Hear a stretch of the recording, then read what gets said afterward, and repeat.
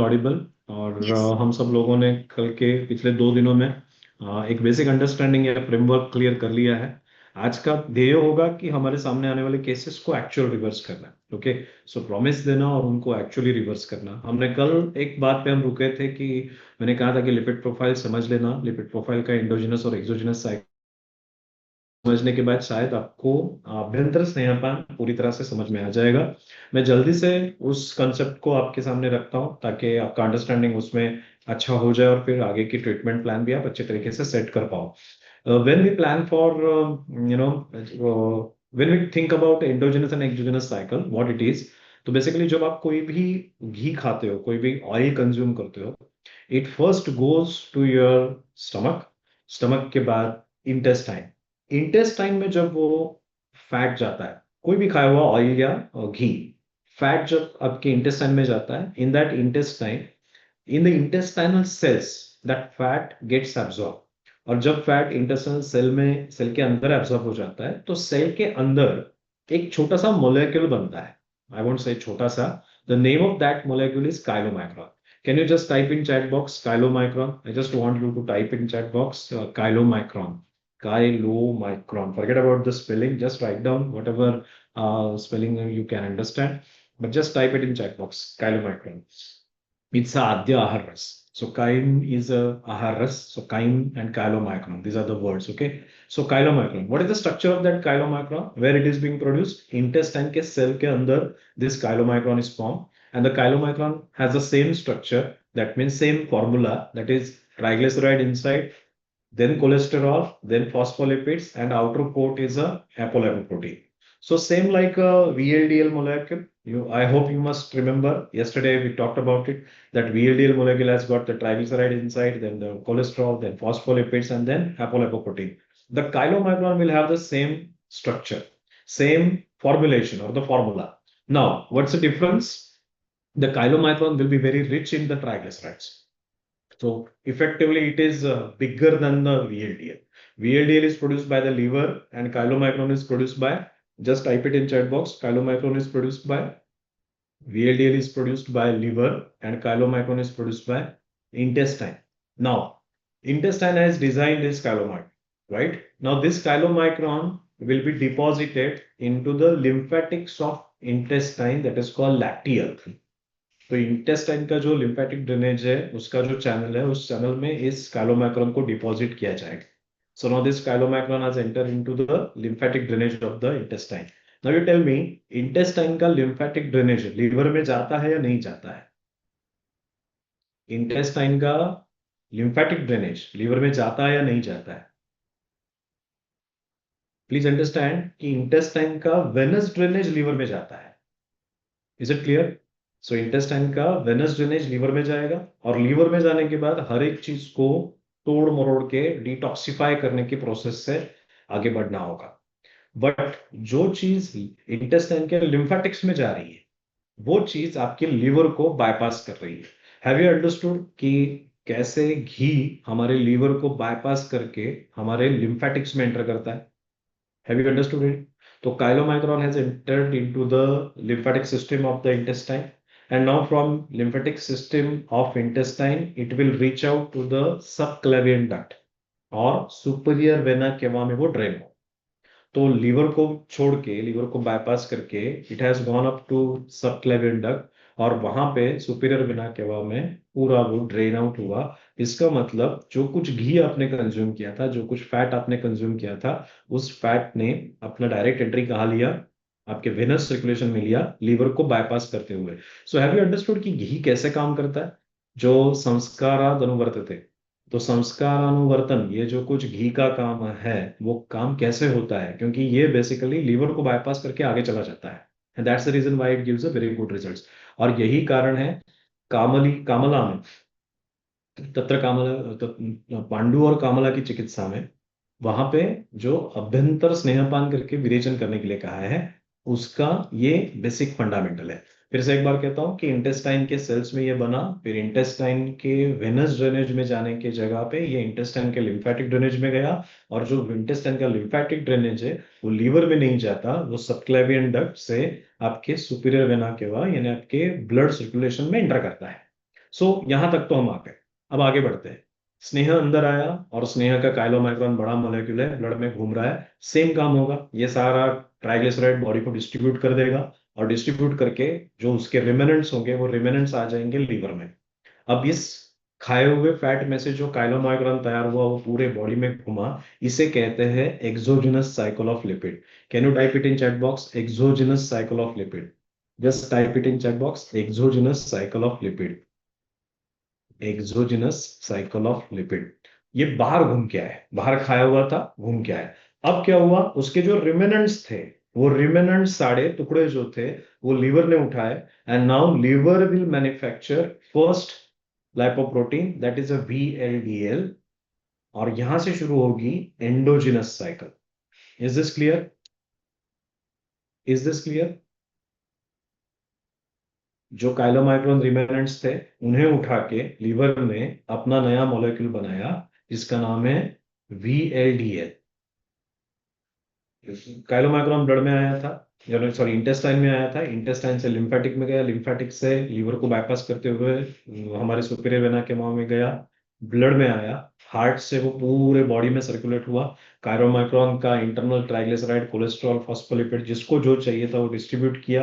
अब काइलोमाइक्रोन के रिमेनेंट्स बने, ये रिमेनेंट्स लीवर में आए, लीवर ने ये सारे टुकड़े जोड़े और जोड़ के फिर से अपना एक नया लेपोप्रोटीन बनाया, उसका नाम है VLDL, जिसके बारे में हम कल ऑलरेडी बात कर चुके हैं। Is this clear? Now VLDL से कौन सी साइकिल चालू हुई? So from VLDL which cycle started?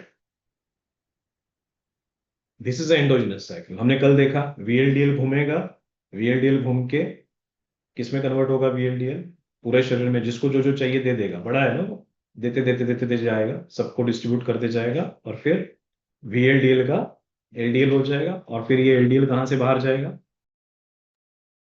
this LDL this LDL will move out of your body through through bile, right? So ये लिपिड की साइकिल है। ये लिपिड की साइकिल हमें क्यों पता होनी चाहिए?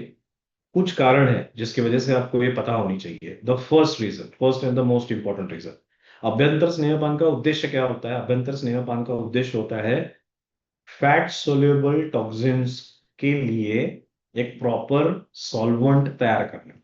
Is this well understood? हमारे बॉडी में वाटर सोल्यूबल और फैट सोल्यूबल चीजें होती है। फॉर एग्जांपल हमने B12 बहुत ज्यादा लिया तो यूरिन से पास हो जाएगा, क्योंकि it is a water soluble. अगर मैंने फैट सोल्यूबल विटामिन डी ज्यादा लिया तो क्या यूरिन से जाता है वो? क्या बॉडी से बाहर निकलता है वो? No.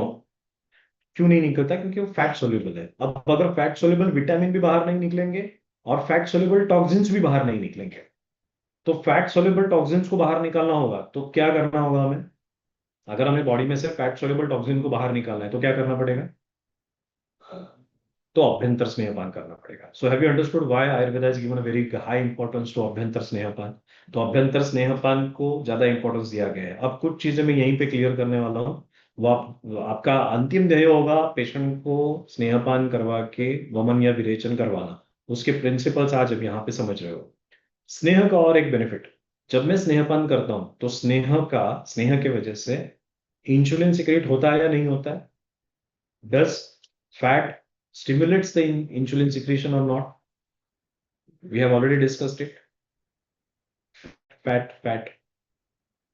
I have already discussed it कि फैट से इंसुलिन सिक्रेट नहीं होता। फैट का ग्लाइसेमिक इंडेक्स 0 है। So the glycemic index of fat is 0। जब आप कितना भी एक पूरा बाउल घी पी लो, उससे कोई इंसुलिन नहीं आने वाला, बिकॉज फैट कंजम्पशन का पैनक्रियास के साथ कोई रिलेशनशिप नहीं है। That's the reason why insulin secretion वहां पे आपको नहीं दिखेगा। Specifically I am talking about insulin secretion, not about the pancreas. Lipase वहीं से आता है, so I am not talking about pancreas, I am precisely talking about insulin. So fat and insulin secretion no relation. So अब यहाँ पे benefit क्या होगा? बढ़ने लगेगा। दिस इज द रीजन आप अगर कोई जिम्नास्टिक या फिर जिम में जाने वाले बॉडी,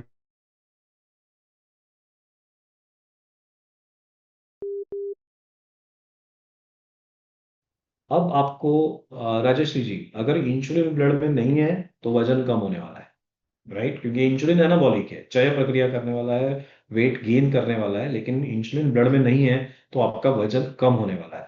अब इस पॉइंट को एकदम फिक्स दिमाग में रखना, जब आपका पेशेंट अभ्यंतर स्नेहपान कर रहा है, when your patient is undergoing अभ्यंतर स्नेहपान प्रक्रिया, वो प्रोसेस में है, अभ्यंतर स्नेहपान के दरमियान ही पेशेंट का वेट लॉस हो जाता है। Have you observed it? क्या आप में से किसी ने ऑब्जर्व किया है? How many of you have observed it? Shirish ji कह रहे हैं कि जिस किया है, yes it's I have observed. Muskan ji कह रहे हैं ऑब्जर्व्ड। राजेश जी कह रहे हैं very good. So doctors please understand, अभ्यंतर स्नेहपान में वेट लॉस इस प्रोसेस के वजह से होता है। अब इसमें एक बहुत इंपॉर्टेंट फैक्टर जो आपने ध्यान में रखना है वो ये है, अभ्यंतर स्नेहपान करते वक्त उसका समय कब देना है। अभ्यंतर स्नेहपान खाली पेट या फिर सुबह अर्ली मॉर्निंग, कौन से समय में देना है? दोपहर को खाना खाने से पहले या अर्ली मॉर्निंग? सो द अभ्यंतर स्नेहपान has to be done at early morning, right? Empty stomach यानी खाली खाने से पहले या फिर अर्ली मॉर्निंग, तो अर्ली मॉर्निंग। अर्ली मॉर्निंग में हमें वात के काल में देना है या पित्त के काल में देना है? यानी मैं ऐसा प्रिसाइज क्वेश्चन पूछूं, जब वात डोमिनेंट है उस काल में अभ्यंतर स्नेहपान करना है शोधन के लिए या फिर पित्त के काल में? तो वात के काल में करना है। आप और एक बात समझ लेना, जब आप अभ्यंतर स्नेहपान कर रहे हो शोधन के लिए, तो आपको 30, 60, 90, 120, 150 इस ml से घृतपान बढ़ाना है। तो मैं जब किसी पेशेंट का अभ्यंतर स्नेहपान कर रहा हूँ, क्यों कर रहा हूँ मैं अभ्यंतर स्नेहपान? मेरे सामने पीसीओडी की पेशेंट आके बैठी है, मुझे मालूम है कि उसका ओवराइन हाइपरप्लासिया है। हाइपरप्लासिया कम करना है, यस कम करना है। तो हाइपरप्लासिया कम करने के लिए दोष निकालने हैं, हाँ निकालने हैं। कैसे निकालोगे? पहले सबसे पहले सॉल्वेंट डाल। सॉल्वेंट कौन सा होगा? घृत। तो घृत से हमने सॉल्वेंट अंदर डाला, जिसके वजह से जो कुछ दोष है वो पिघलेंगे, पिघल के और आपके हम कोष्ठ में आ जाएंगे, और कोष्ठ से उनका शोधन हो जाएगा। तो पहला प्रिंसिपल हमने क्या किया? हमने अभ्यंतर स्नेहपान किया। कैसे किया? अगर कोई भोजन के साथ घी ले रहा है तो वजन बढ़ेगा या घटेगा? वेरी गुड, उसका पॉइंट मैं बता रहा हूँ। घी अभ्यंतर स्नेहपान, तो थोड़ा सा हम समझ के फिर आगे जाएंगे तो आगे की चीजें आपके लिए आसान हो जाएगी। अभ्यंतर स्नेहपान जब हम शोधन के लिए करते हैं तो अर्ली मॉर्निंग करते हैं, और जब शमन के लिए करते हैं तब करते हैं, तो उस समय कौन से समय में किया जाता है? अभ्यंतर स्नेहपान जब शमन के लिए किया जाता है तो कौन से समय में किया जाता है? Can anyone answer? अभ्यंतर स्नेहपान जब शमन के लिए किया जाता है तब क्या किया जाता है? With food, right? खाने से पहले। तो खाने के पहले आप अभ्यंतर स्नेहपान शमन के लिए करते हो, सुबह खाली पेट आप अभ्यंतर स्नेहपान शोधन के लिए करते हो। अब प्रिंसिपली कुछ चीजें आपको ठीक से समझनी होगी। एक, ऑयल का इस्तेमाल दो जगह पे घर में होता है। कहाँ कहाँ होता है? एक तो दिए में होता है, आप दिया लगाते हो ऑयल से। और दूसरा, ऑयल का इस्तेमाल कहाँ होता है? तो ल्यूब्रिकेशन के लिए आप कहीं ना कहीं तो इंजेस हो, कहीं ना कहीं तो आप उसका इस्तेमाल करते हो। तो ऑयल का इस्तेमाल दो है, एज अ फ्यूल और as a lubricant. Is this clear और नॉट? स्नेह का इस्तेमाल दो है, एज अ फ्यूल और एज अ ल्यूब्रिकेंट। जब आप अभ्यंतर स्नेहपान कर रहे हो शोधन के लिए, तो आपको किस लिए उसे देना है? ल्यूब्रिकेंट या फिर फ्यूल? जब अभ्यंतर स्नेहपान आप कर रहे हो शोधन के लिए, तो आपका उद्देश्य क्या है? ल्यूब्रिकेंट या फिर फ्यूल?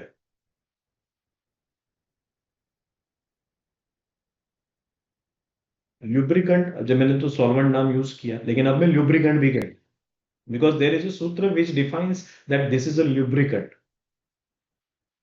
तैलाक्त भाजनस्थमिव, तेल लगाए हुए बर्तन की तरह जब दोष विचलित हो गए, तो वो कहीं ना कहीं कहीं ही न चिपकते हुए कोष्ठ में आ जाएंगे। क्यों? क्योंकि स्नेह लगाए हुए बर्तन की तरह आपने अभ्यंतर स्नेहपान से पूरे स्रोतों को स्नेहाक्त कर दिया है। Is it well understood? There is a difference between the job of a oil as a lubricant and the job of a oil as a fuel. Is it well understood?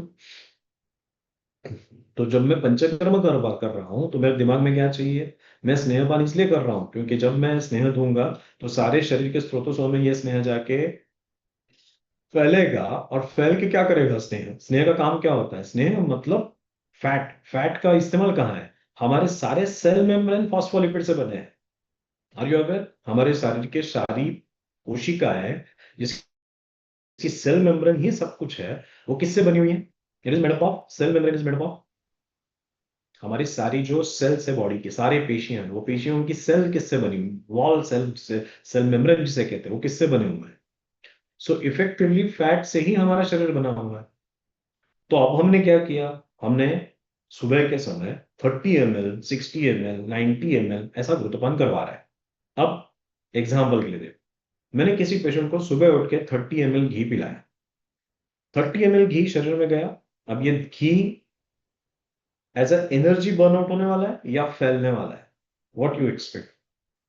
Energy के हिसाब से उसका fuel metabolism हो जाए, या फिर इस स्नेह ने शरीर में फैलना है, इसलिए ये फैलना है, इसलिए हमने कौन से समय में दिया है ये? कफ पंगुम पित्त पंगुम पंगु मलधातु वायुना यत्र नियंते तत्र गच्छति मेघ। तो हमने वात काल में दिया ताकि वात इसे सारे शरीर में लेके जाए। सारे शरीर में ये स्नेह चला गया। अब स्नेह बर्न हुआ है? बर्न नहीं हुआ है, वो पहुंच गया, उसका लुब्रिकेशन काम था, वो अभी कर रहा है। अब इस समय में स्नेह शरीर में जाने के बाद आपके ब्रेन को एक सिग्नल जाता है जिसे कहते हैं लेप्टिन, जिसके बारे में हमने फॉर डे वन में बात की थी। लेप्टिन जब ब्रेन को जाके कहेगा कि बहुत बड़ी मात्रा में स्नेह आ चुका है, तो ब्रेन भूख बढ़ाएगा या कम करेगा? भूख नहीं लगेगी। तो 30 ml लेने के बाद पेशेंट जो सुबह उठ के नाश्ता करता है, समझो 7-8 बजे, तो 7-8 का 9-10 बज जाएगा। तो डे वन 30 ml, 6 am, 10 बजे तक भूख नहीं है। 10, 10:30 बजे भूख लगी, नाश्ता कर लिया। दूसरा दिन 60 ml, 10:30 के जगह पे अभी 12 बजे। दूसरे दिन 60 ml लिया, 12 बजे तक भूख नहीं लगी।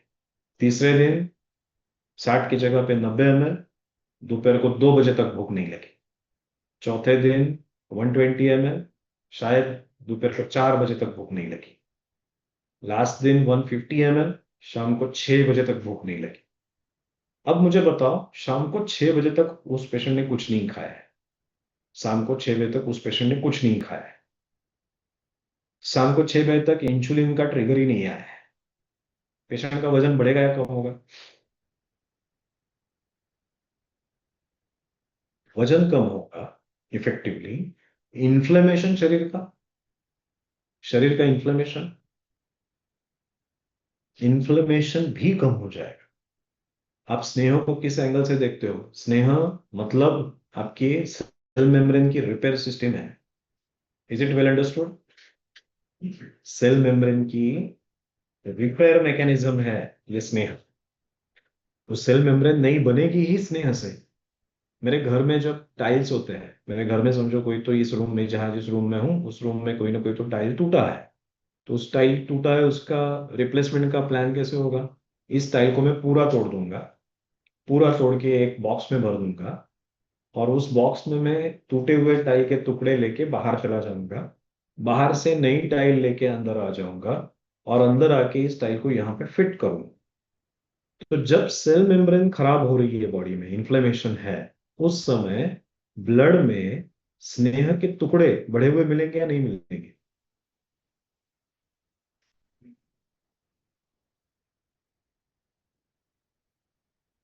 बढ़े हुए मिलेंगे।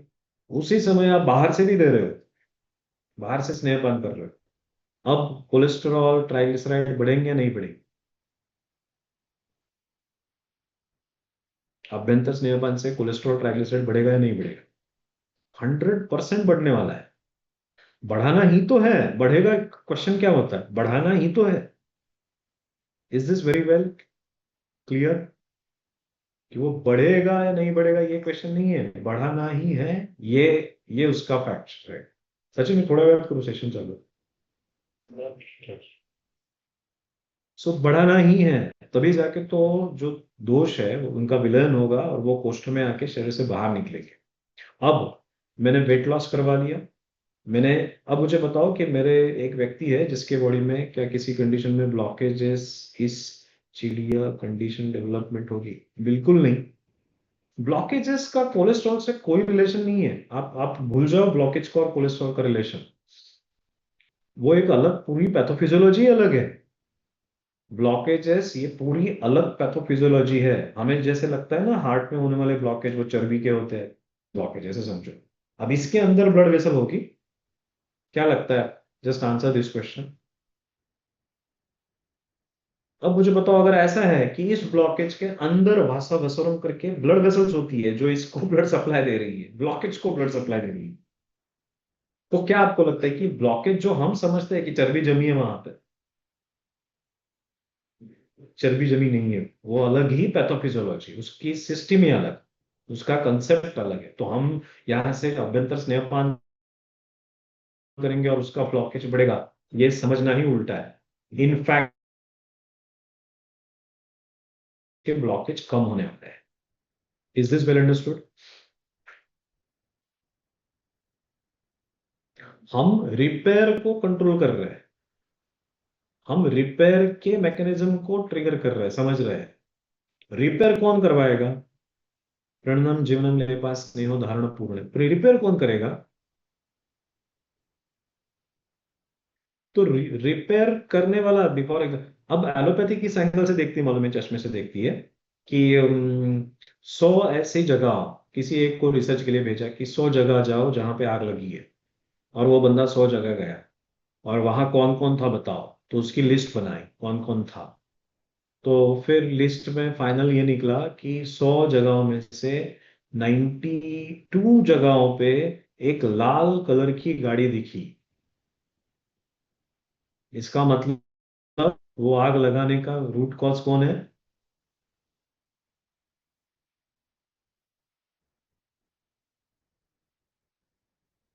तो लाल कलर की गाड़ी कौन सी थी वो थी फायर ब्रिगेड। और इन्फ्रेंस क्या निकाला? इन्फ्रेंस क्या निकाला कि जहां जहां पे ब्लॉकेज थे वहां वहां पे लाल गाड़ियां दिखी, जहां जहां पे आग थी वहां वहां पे लाल गाड़ियां दिखी। इसका मतलब,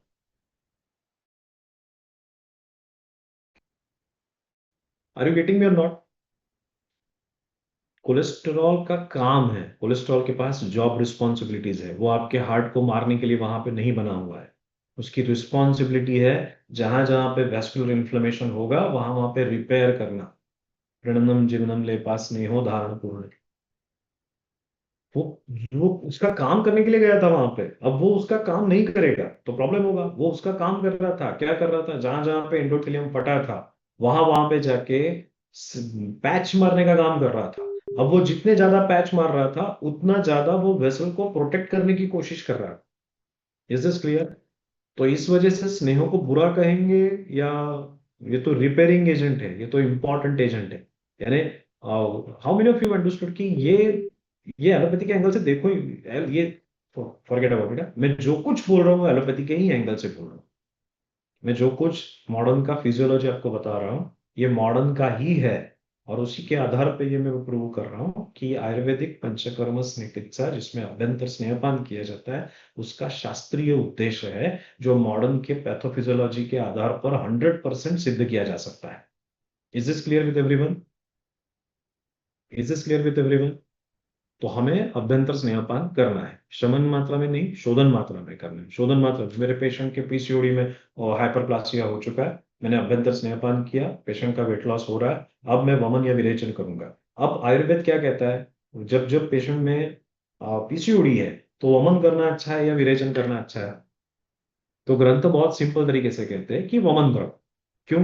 क्योंकि वो उनका सीधा साधा गणित है कि आर्तव जो है वो पित्त का एक अश्री श्री भाव ऐसे समझ सकते हैं। जब विरेचन करवाओगे तो पित्त और कम हो जाएगा, तो पित्त कम होगा इसलिए वमन करवाओ। ये बेसिक फंडामेंट। उत्कृष्ट दोष असताना स्नेहन न करता सरळ शोधन सांगितले आहे असे का? दैट्स अ वेरी गुड, क्योंकि कोष्ठ में दोष आ चुके हैं। ग्रंथों ने जो सूत्र लिखा है वो ऐसा है कि जो कुछ आप द्रव्य दोगे, तत्र तीक्ष्ण उष्ण औषधानि व्यवाय विकासिनी औषधानि निज गुणनम हृदयम अनुपेत्यम दमनिम अनुसृत्य स्थूलानुस्त्रोपसोभेद्य। और फिर उसके बाद वो जब विचलन हो जाता है, पिघलते हैं और फिर विकल के वो कोष्ठ में आते हैं, तो कोष्ठ में आते हो तो चिपकते क्यों नहीं है? क्योंकि स्नेहाक्त भाजनम स्तमिव, तेल लगाए हुए बर्तन की तरह शरीर हो चुका है इसलिए। तो अभ्यंतर स्नेहपान का काम दो है, एक तो मीडियम प्रोवाइड करना, दूसरा नॉर्मल स्रोतों की रक्षा करना। Have you understood? ये कंसेप्ट क्लियर है कि अभ्यंतर स्नेहपान का दो उद्देश्य, एक तो मीडियम प्रोवाइड करना और दूसरा अभ्यंतर स्रोतों की रक्षा करना। इसके साथ बेनिफिट आपको क्या क्या मिलता है? वेट लॉस हो जाता है, बहुत अच्छी तरीके से, इंटरनल रिपेयर अच्छा हो जाता है, तो इंटरनल जो जो रिपेयर है वो भी हो जाएगा। लेकिन कोष्ठ में ही दोष है, तो क्या करोगे? विल यू वेट फॉर अभ्यंतर स्नेहपान और तुरंत निकाल दोगे? अब पेशेंट कंप्लेन कर रहा है नौशिया, अब नौशिया कंप्लेन करने वाले पेशेंट को आपने अभ्यंतर स्नेहपान दिया, क्या होता है पेशेंट को? एक लड़की थी जिसको मस्त ओवरी बड़े बड़े हो चुके थे और नौशिया कंप्लेंट थी, मेरे डॉक्टर ने उसे अभ्यंतर स्नेहपान चालू कर दिया। तो अभ्यंतर स्नेहपान करने से क्या होगा? डे वन पे ही वोमिटिंग हो जाता है, स्नेह ही उल्टी में आ जाता है। जो स्नेह दे रहे हो उसी से उल्टी हो जाएगी, स्नेहपान दे रहे हो उसी से उल्टी हो जाएगी। अब 30 ml दो, उसी से उल्टी करेगी पेशेंट। अब उस स्थिति में डॉक्टर ने मुझे फोन किया कि सर ये पेशेंट स्नेहपान नहीं कर रही क्योंकि उसे घी से उल्टी हो रही है। तो मैंने कहा घी से उल्टी नहीं हो रही है, वो दोष ऑलरेडी निकल चुके हैं, वो दोष ऑलरेडी कोष्ठ में है, तू जितना स्टिमुलेट दे रही है वो अनइजीनेस आया निकल गए बाहर। तो ये स्थिति कौन सी है? ये अभ्यंतर स्नेहपान की स्थिति है या उत्कृष्ट दोषों की स्थिति है? तो उत्कृष्ट दोषों की स्थिति है तो तुरंत वहां पे शोधन चिकित्सा करवा। Is this clear?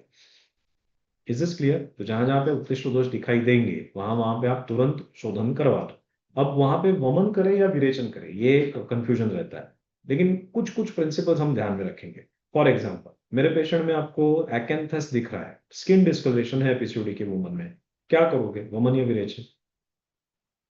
Skin discolouration दिख रहा है, तो वमन करेंगे या विरेचन करेंगे? विरेचन करवा लेंगे। फीमेल पेशेंट है जिसको एब्डोमिनल डिस्टेंशन बहुत ज्यादा है, कॉन्स्टिपेशन तो पीसीओडी में रहते ही है। I hope you all are aware कि PCOD is highly associated with the constipation, dysmenorrhea highly associated with the constipation. So जब पेडल एडिमा है, एकेंथेसिस है, एकेंथोसिस है, एब्डोमिनल डिस्टेंशन है, मैं क्या करूंगा? Will I go for a woman और विरेचन? नजदीकी मार्ग से दोषों को निकलना है। पेडल एडिमा कितने पीसीओडी के फीमेल्स में देखने को मिलता है? Is it common observation, specifically in those females who have chronicity of the PCOD? उनमें सीधा है ना, 2-3 मेंसेस स्किप कर दिए तो पेडिलिडी आना ही है, वेरी कॉमन। सो उस समय आप क्या करोगे? वमन के लिए जाओगे या विरेचन के लिए जाओगे? यू कैन गो फॉर विरेचन फर्स्ट और देन वमन। Is it simple? अब विरेचन से आर्तव का और विरेचन का संबंध है, लेकिन इसका मतलब ये नहीं कि विरेचन किया तो आर्तव आएगा ही नहीं, वो तो मैं दोषों को निकाल रहा हूं। इस महीने नहीं आएगा, अगले महीने तो सारा नॉर्मलाइजेशन हो जाएगा, तो वही होना ही है ना।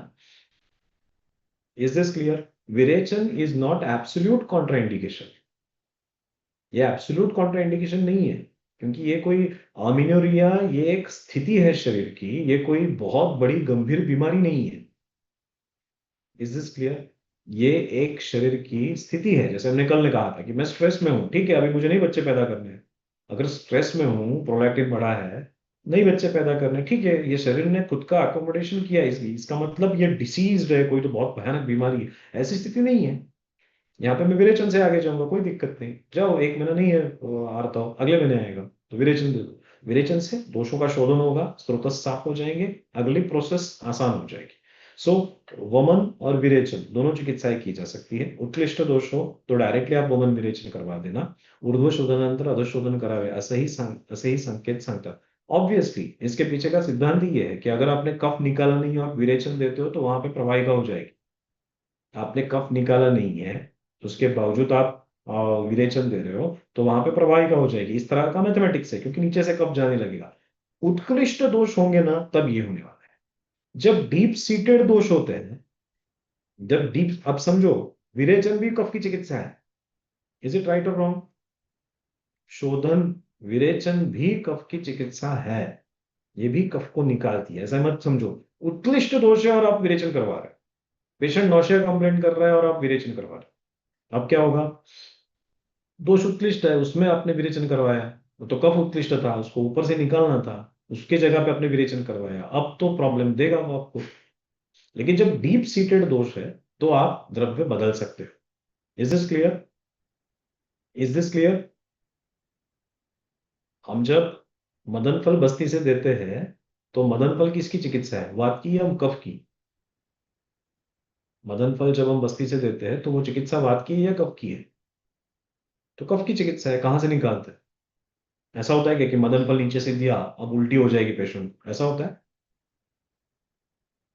ऐसा होता है? नहीं होता है, निकल नीचे से ही निकलेगा, वो शोधन वहीं से करेगा। सो प्रिंसिपली आप समझ लेना इन बातों को कि पीसीओडी के वुमन में आपको वमन करना है, विरेचन करना है, ये उसके सिम्टम्स पर निर्धारित है। मुखदुषिका है, क्या करोगे? एक्ने है, क्या करोगे? एक्ने में क्या करोगे, वमन करोगे या विरेचन करोगे? चेहरा सूजा हुआ है।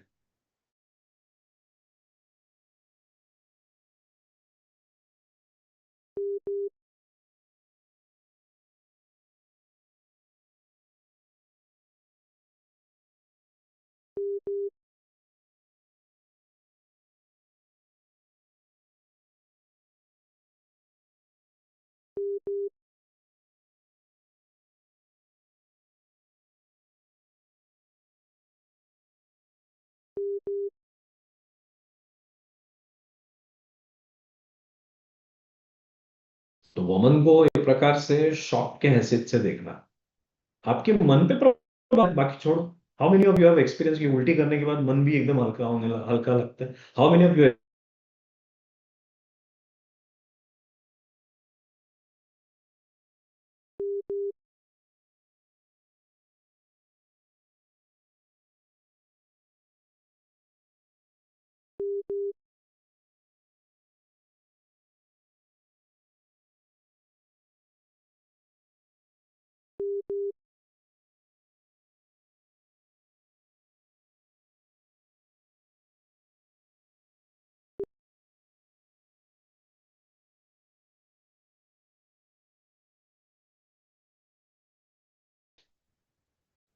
उन्माद की पेशेंट यूज कर सकता हूँ?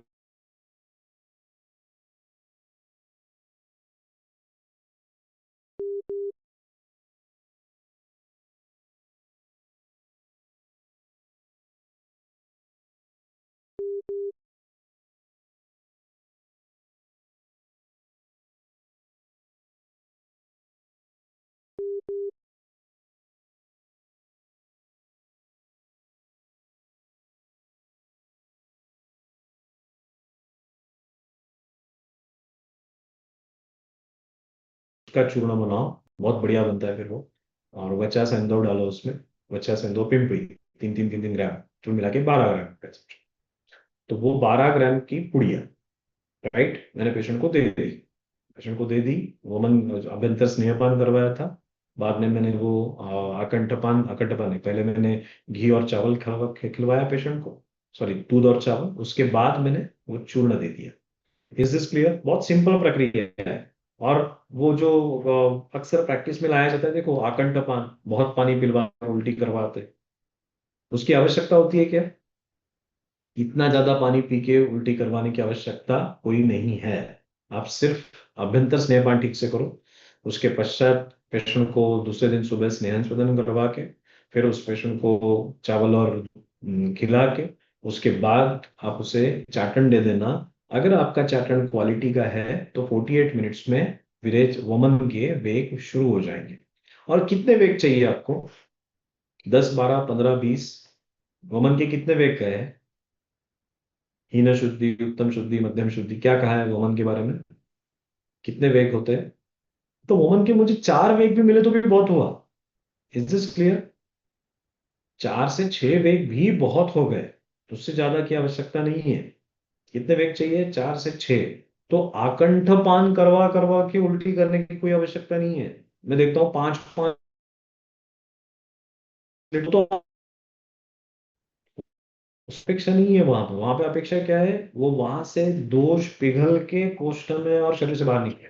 अगर आपके दोष पिघले ही नहीं और नीचे आए नहीं, सिर्फ उल्टी करवा करवा के आप तो स्टमक वॉश दे रहे हो। Is this clear with you? Is this clear? तो आप यष्टि मधु का इस्तेमाल करो फॉर द फीमेल हेल्थ। यष्टि मधु is something which is very much a blessing. यष्टि ऐसा द्रव्य है कि जो सचमुच ब्लेसिंग है फॉर फीमेल्स। हाँ, तो किसी भी फीमेल में आपको कोई भी द्रव्य न सूचे तो एक द्रव्य कॉमन होना चाहिए, वो होना चाहिए यष्टि। सर, वमन से एक नाइट पहले जो कफवर्धक आहार देते हैं उसमें क्या देना चाहिए? कुछ भी दे दो, ऐसा कोई आवश्यकता नहीं। देखो, वमन के बारे में एक प्रिंसिपल क्लियर है कि जब वमन प्लान करते हो तो कफों का का आहार देते रहो। तो आप रात को पेशेंट को दही भात खाने के लिए कह सकते हो, कर्ड राइस, वो रात को खा लिया, दूसरे दिन सुबह मिल्क एंड राइस ले लिया, चल जाएगा। सो कफ वृद्धिकर आहार वमन में करवाना है, विरेचन में पित्त वृद्धिकर आहार नहीं करवाना। को पता होगी कि विरेचन में हम कफ की तरह जैसे कफ वृद्धि करते हैं, वमन में वैसे पित्त में पित्त वृद्धि का आहार नहीं देते, क्योंकि वो तो नॉर्मल रूट से जा रहे हैं। ये कफ का क्या था, वो अपोजिट रूट से जा रहा था, इसलिए उसे ये सारी दवाई देनी है। ओके, कमिंग बैक, बेसिक फंडा क्लियर है कि हमें पीसीओडी के केसेस में वमन देना है, लेकिन वमन से ही काम होगा, विरेचन चलेगा ही नहीं, ऐसा भी नहीं है। मुझे एक्एंथोसिस दिखा, मैं विरेचन दे सकता हूँ, पेडोलिडिमा दिखा, विरेचन दे सकता हूँ, एब्डोमिनल डिस्टेंशन है, विरेचन दे सकता हूँ। मैं विरेचन पहले दूंगा, वेट करूंगा, फिर वमन। जब ग्रंथ कहते हैं कि वमन के बाद विरेचन करना है, तो उत्कृष्ट देशों का गणित है वो। लेकिन अगर हमारे शरीर में तो सब अंदर फैला हुआ है, बैठा हुआ है, तो शांति से पहले विरेचन करवाओ, फिर वमन करवाओ, कोई दिक्कत नहीं। I hope this points are very clear with you. अब यहाँ पे एक छोटा सा अभ्यंतर स्नेहपान के दरमियान का एक पॉइंटर है जो मैं आपको हाईलाइट करना चाहूंगा। वो होता है अभ्यंतर स्नेहपान के दरमियान पेशेंट ने भूख, अच्छी भूख न लगे तब तक कुछ नहीं खाना है। अगर वो पेशेंट 6 बजे अभ्यंतर स्नेहपान किया, उसके बाद 8 बजे मस्त चाय पी ले रहा है, बिस्किट खा रहा है, ब्रेड खा रहा है, तो स्नेहपान का फायदा होने की जगह पे नुकसान होने के चांसेस बढ़ने वाले हैं। इज इट वेल अंडरस्टूड कि स्नेहपान का फायदा होने की जगह पे नुकसान होने के चांसेस बढ़ेंगे अगर आप स्नेहपान के दरमियान कुछ खाना खा लेते हो, जब तक वो स्नेह ठीक से शरीर में पहुंचे नहीं। I hope this point is very clear with you. स्नेह का अलग अलग यूज कैसा करोगे? अगर पेशेंट बहुत ज्यादा स्ट्रेस में है, विरेचन के लिए द्रव्य क्या होंगे? विरेचन के लिए हम द्रव्य जो यूज करते हैं वो होता है हमारा कामारी ऑयल करके प्रोडक्ट है। कैस्टर ऑयल के साथ हमने कुछ द्रव्य वहां पे सिद्ध किए हैं, और उससे हमने वो आमारी ऑयल करके बनाया है। बहुत बढ़िया प्रोडक्ट है, बहुत अच्छे तरीके से शोधन करता है। वो हम यूज करते हैं। आप अभयादि मोदक भी यूज कर सकते हो, अरगवत कपिलावटी भी यूज कर सकते हो, उससे भी आपको अच्छे रिजल्ट्स मिल जाएंगे। लेकिन ये विरेचन की गणित है। वमन के लिए जैसा मैंने कहा, मदन फल पिपली 3 ग्राम, वचा 3 ग्राम, पिंपड़ी 3 ग्राम, और 3 ग्राम सेंधौ, ये फॉर्मुलेशन मैं यूज करता हूँ।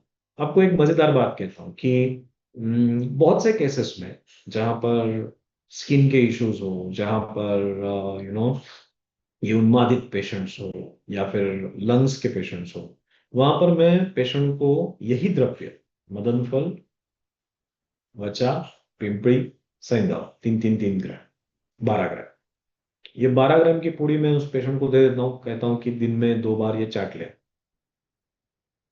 मैंने ना अभ्यंतर स्नेहपान किया है, ना मैंने पेशेंट को बताया है कि उससे वमन होगा तुझे, मैंने सिर्फ बोला कि ये चाट ले। और वो पेशेंट फोन करता है फिर, सर उससे मुझे 2 बार उल्टी हुई। ठीक है ठीक है, कोई दिक्कत नहीं, कैसा लग रहा है अभी? कहता है बहुत अच्छा लग रहा है। तो कहता हूँ फिर से कल ले लेना। कर से फिर से ले लेता है, और 2 3 दिन बाद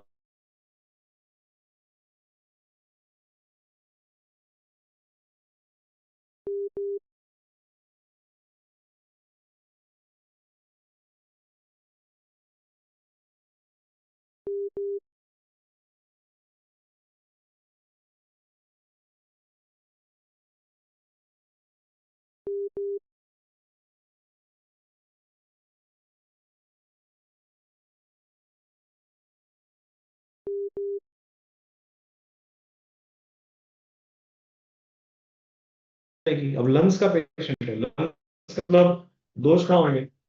लंग्स का पेशेंट है, सीओपीडी का पेशेंट है, लंग्स में ही पड़ा हुआ है सबका, इजंट इट? अब उस स्थिति में कौन सा अभ्यंतर स्नेहपान करोगे? कहाँ से दोषों को और कोष्ठ में लेके आओगे? तो यहीं से निकलने वाला है। Is it clear? जब आप वमन करवाते हो तो कफ से, लंग्स से बहुत अच्छे तरीके से दोष बाहर निकलते हैं, काम अच्छा हो जाता है। Coming back to the point कि आप इस तरह से भी जा सकते हो, हर बार वमन का तामझाम करके ही वमन देने की आवश्यकता नहीं है। डोज थोड़ा कम करो, जैसे मैंने कहा कि 12 ग्राम की पूरी को 2 बार दे दो, चाहिए तो दिन में 1 बार दो, तो ये दिन में 1 बार दो सुबह उठ के। बस हुआ तो हुआ वमन, नहीं हुआ तो नहीं हुआ, मदन फल अंदर जाके कुछ तो काम कर ही देगा ना। तो इस तरह से आपको आगे बढ़ना है। तो शोधन के लिए हमने देखा, वमन है हमारे पास, विरेचन है हमारे पास, अलग अलग केसेस आएंगे। चालू करोगे? आवश्यकता है? कोई आवश्यकता नहीं। आपके पास जो जो ब्रेड की केस आएगी उस हिसाब से आगे जाओ। आपको आपके पास इनफर्टिलिटी के लिए पेशेंट आएंगे तो शोधन से चालू करोगे या शमन से चालू करोगे? शोधन अपना इनफर्टिलिटी के लिए आएगी। Please answer this question. IVF failure है, 2 बार रिसेप्टिविटी के इश्यूज है। अब आप शमन से शुरू करोगे या शोधन से?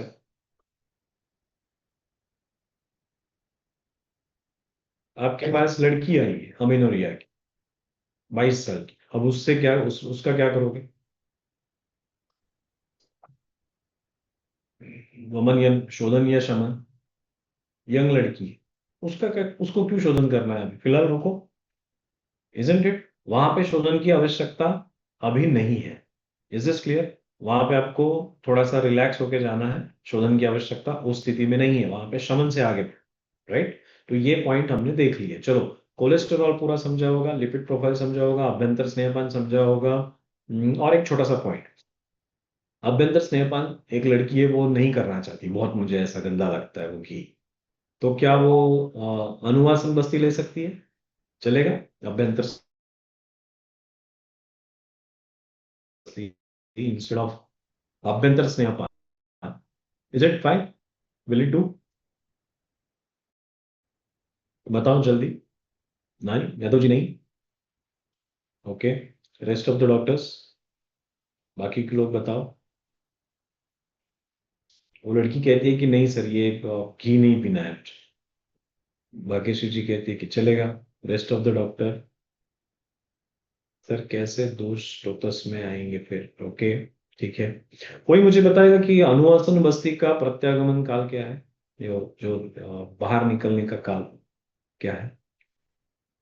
किसी को याद होगा तो।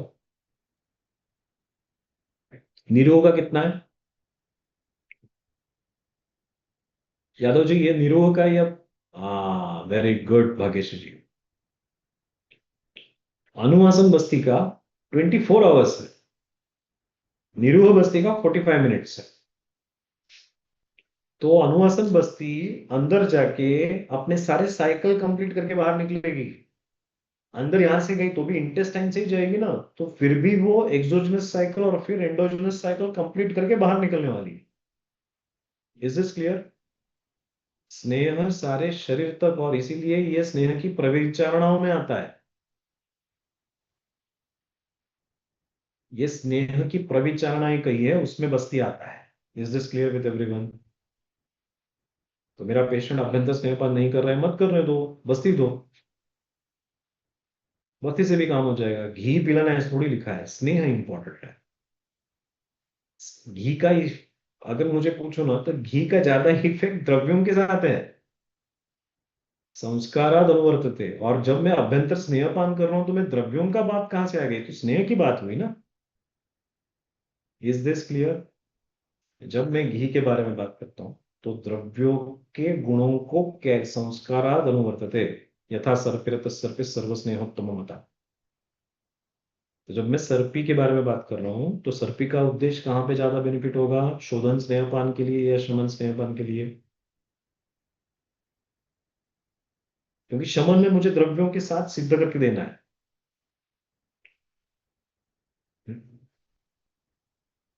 ठीक है, पॉइंट समझ लो।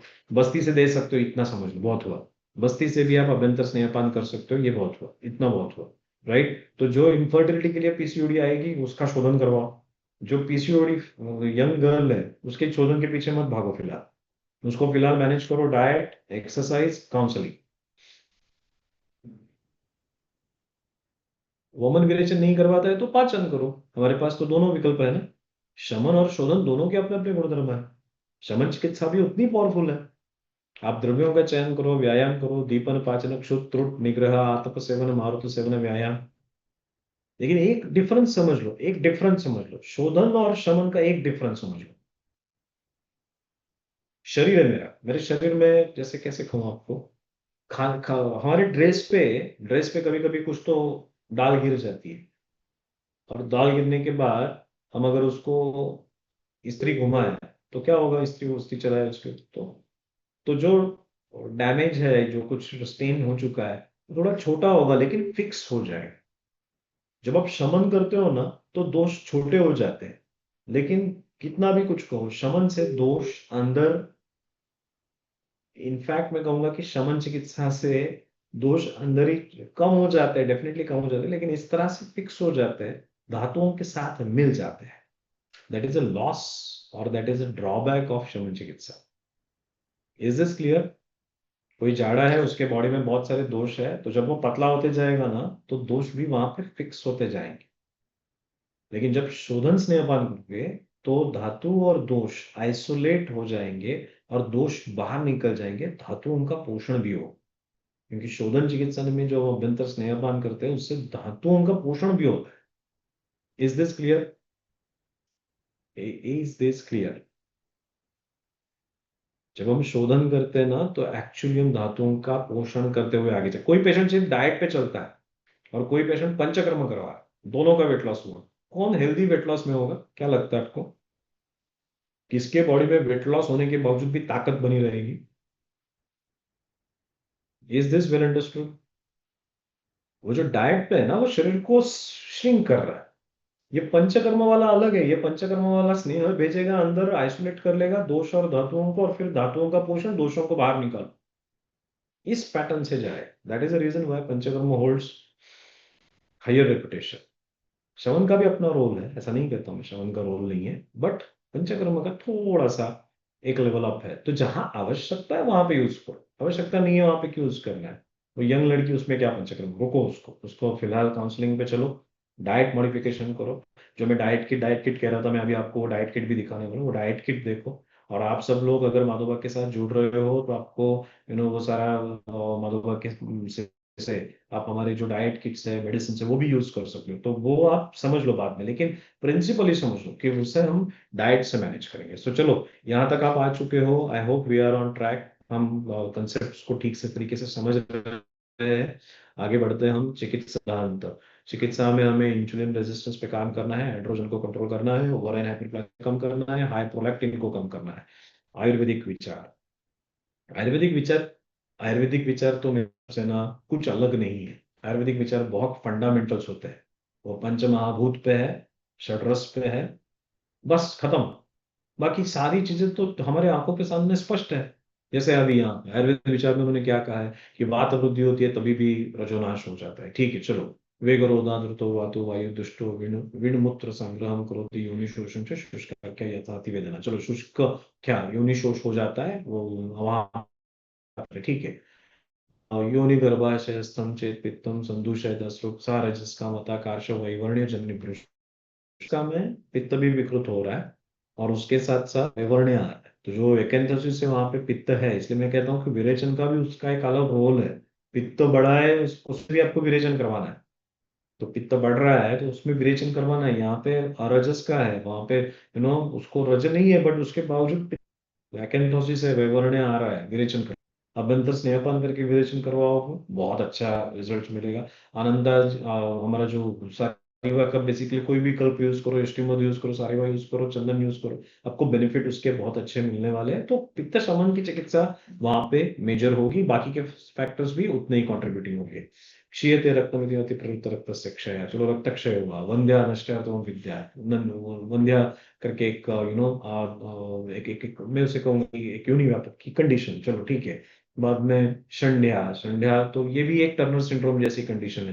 तो ये सारे कंडीशन ग्रंथों ने कहे हुए हैं, प्रैक्टिकल में भी दिखते हैं। उसका इस्तेमाल हमें करना है, उसको उसको समझते हुए आगे बढ़ना है। चिकित्सा तो प्रिंसिपल यही है। ट्रीटमेंट के लिए तो यही 10 चीजें हैं ना, 7 और 5 12 चीजें हैं। इन्हीं चीजों का इस्तेमाल करते हुए आप अपने आगे बढ़ना है। देखिए, निदान परिवर्जन, स्लीप, डाइट, दिनचर्या, इसको आपने 100% फोकस करना है। डाइट, दोषेर आवृत्त मार्गत्वात् तत्र मत्स्य कुलत्थ आम्ल तिल माश सुराहिता पाने मूत्र मुद्विश्च दधिशुक्तम च भोजने। अब ये प्रिंसिपल दिया उन्होंने, कि प्रिंसिपल क्या है कि कौन से द्रव्यों से आर्तव बढ़ाया जा सकता है। तो स्वाभाविक है कि इन द्रव्यों से आर्तव बढ़ाया जाएगा। कफ पित्त करा मत्स्य परम पवन नाश, मत्स्य से आर्तव बढ़ाया जाता है। आप सबको पता होगा कि जब प्रेगनेंसी कंसीव होती है, तो उस समय फीमेल को फिश खाने के लिए कहते हैं या ना खाने के लिए कहते हैं? जल्दी बताओ। जब फीमेल प्रेग्नेंट होती है तो उसे फिश खाने के लिए या अवॉइड करने के लिए कहते हैं? Please let me no. Avoid करने के लिए कहते हैं। दिस इज वेरी कॉमन ना, बेसिक फंडामेंटल्स है। तो इन्होंने कहा है कि देखो आर्तव निर्माण करने के लिए मत्स्य, कुलत्थ, माश, तिलो, अब ये सारी चीजें जब वो फीमेल, ये गलतियां बिल्कुल मत करना कि ये सब अच्छा है बोला, मेंसेस चालू हो गए तो भी ये खाना है क्या? ड्यूरिंग मेंसेस से बिल्कुल नहीं खाना है। ये सारे द्रव्य उल्टी शरीर को बुरे हाल में लेके जाएंगे। तो जब आपके शरीर में कफ पड़ा है उस समय में आपने ये सारी चीजें करनी है। आर्तव कम है तब करना है। मत्स्य को ज्यादा मैं फेवर नहीं करता हूँ। मत्स्य को इसलिए फेवर नहीं करता हूँ क्योंकि हमें पता है ना कि मत्स्य का इस्तेमाल प्रमेह में चलता है या नहीं चलता है। एक प्रमेह का मरीज मत्स्य खाए, फिश खाए तो अच्छी बात है या बुरी बात है? Is it good to go और avoid? fish in diabetes, good to go or should be avoided? It should be avoided. Is it clear? Anup और जंगल, ये बेसिक फंडामेंटल डिफरेंस है ना, तो वहां पे हमें इसे अवॉइड करना है। बट ये छोड़ के बाकी सारी चीजें, यस बाकी सारी चीजें बहुत सुंदर है। कुलत्थ सबसे सुंदर। कुलत्थ क्या क्या करेगा? अश्वरी को भी निकालता है, कफ को कम करता है, लंग्स डिजीज में बहुत बढ़िया काम करता है।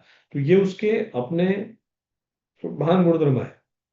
तो ये लंग्स को भी क्लीन करेगा, अश्वरी का भी हरण करेगा, तो स्वाभाविक है कि कफ को डॉन द्रव्य है। तो कुलत्थ का इस्तेमाल आपने करना है। इसलिए ये कुलत्थ का डाइट में इनकॉर्पोरेशन होना चाहिए। वो फीमेल को कुलत्थ एडवाइस करना। अब सारे पॉइंट्स, ये जो पॉइंटर है ना, हमें दिमाग में रखने हैं। हाँ? कुलत्थ पेशेंट को डाइट में एडवाइस करना है। हमने डाइट किट में डाल के रखा है जिससे पेशेंट की बॉडी में वो कुलत्थ जाते रहता है, शरीर क्लीन होते रहता है। लेकिन ये आपको पेशेंट को एडवाइस करना है। आज के तारीख में कुलत्थ बहुत कम यूज किया जाता है। सही है गलत है? Please let me no. आप में से कितने लोगों ने कुलत्थ पिछले 1 महीने में खाया है? Is anyone? आई नो कोई नहीं होगा कुलत्थ पिछले 1 महीने में खाया है। Isn't it? तो हम ही ने नहीं खाया है। वो एक हमारा क्या है, पैटर्न ऑफ लेग्यूम्स, उसी पैटर्न से चलते रहता है। लेकिन ये बात ध्यान रखना कि कुलत्थ एक इम्पॉर्टंट है, उसका इस्तेमाल, यस पिठलं, काय म्हणतात त्याला आप मराठीमध्ये? हुलगा, हुलग्याचं पिठलं, बरोबर ना? So that is a culture. But but आपने आपके पेशेंट को भी एडवाइस करना है। यहाँ पे अपने लिए इंपॉर्टेंट है। तो पेशेंट सामने तो ये सारी चीजें ध्यान में रहे। तिल आवश्यक है, माश आवश्यक है। माश का एक अपना खुद का अलग गुणधर्म है। वृक्ष भी है, इजंट इट? ये वृक्ष भी है और उसके साथ साथ ये संसन भी है। ये बल देने वाला भी है। माश एक बहुत यूनिक द्रव्य है। संसन भी है, साफ सफाई करने वाला भी है, बल देने वाला भी है, और ये आर्तव के लिए भी अच्छा है।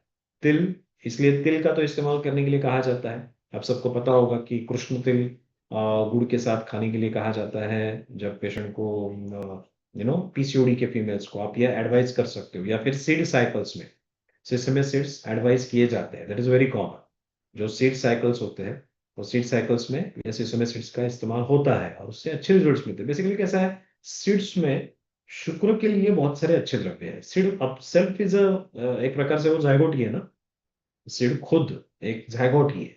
तो उससे आपके गर्भाशय या फिर शुक्र को पोषण करने वाले द्रव्य आपको मिलने वाले हैं। इसलिए सीड्स का इस्तेमाल पीसीओडी के फीमेल ने डेफिनेटली करना है। जहां जहां पे इनफर्टिलिटी के पेशेंट्स की ट्रीटमेंट कर रहे हो, सीड्स का अपना एक विशेष योगदान है। गोमूत्र बहुत बेहतरीन, स्पेसिफिकली उस कंडीशन में जब पित्त नहीं है, सिर्फ कफ डोमिनेंसी है, वात कफात्मक संप्राप्ति होती है जनरली पीसीओडी के केसेस में। कुछ केसेस में पित्त होता है बट मेजरली वात कफ में चलेगा। वहां पे गोमूत्र बहुत बढ़िया तरीके से काम करता है।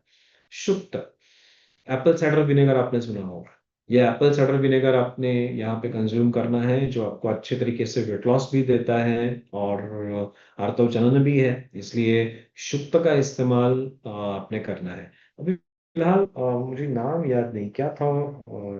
कितने किसी को पता है वो टी को फर्मेंट करके बनाते हैं, क्या कहते हैं उससे? टी को फर्मेंट करके, जापानीज या चाइनीज फूड प्रोडक्ट है। कॉम्बूचा। जुम्बैको, क्या क्या? कॉम्बूचा। हम, हाँ कि जस्ट स्पेलिंग डाल दो चैट बॉक्स में। आ, हाँ जी नहीं, वो टी को फर्मेंट करके बनाते हैं। टी टी को, चाय को फर्मेंट करके बनाते हैं and that is very well use. Forget about it. Kombucha, yes वो किस में आ जाएगा? ये शुक्त में आ जाएगा। एनीथिंग विच इज फर्मेंटेड, कंद मूल फलानी सस्नेह लवणानी च। तो यहाँ पे जो जो चीज आप इस तरह से फर्मेंट कर लोगे, वो इस शुक्त कैटेगरी में आ जाएगी। उसका इस्तेमाल आप कर सकते हो।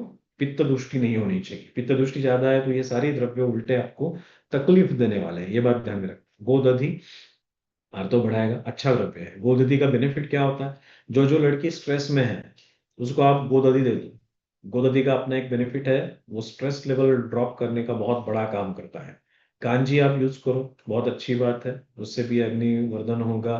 कांजी का अपना एक विशेष गुणधर्म है, आपको पता है गट माइक्रोबायोटा को नॉर्मलाइज करने का बहुत अच्छा काम कांजी करती है।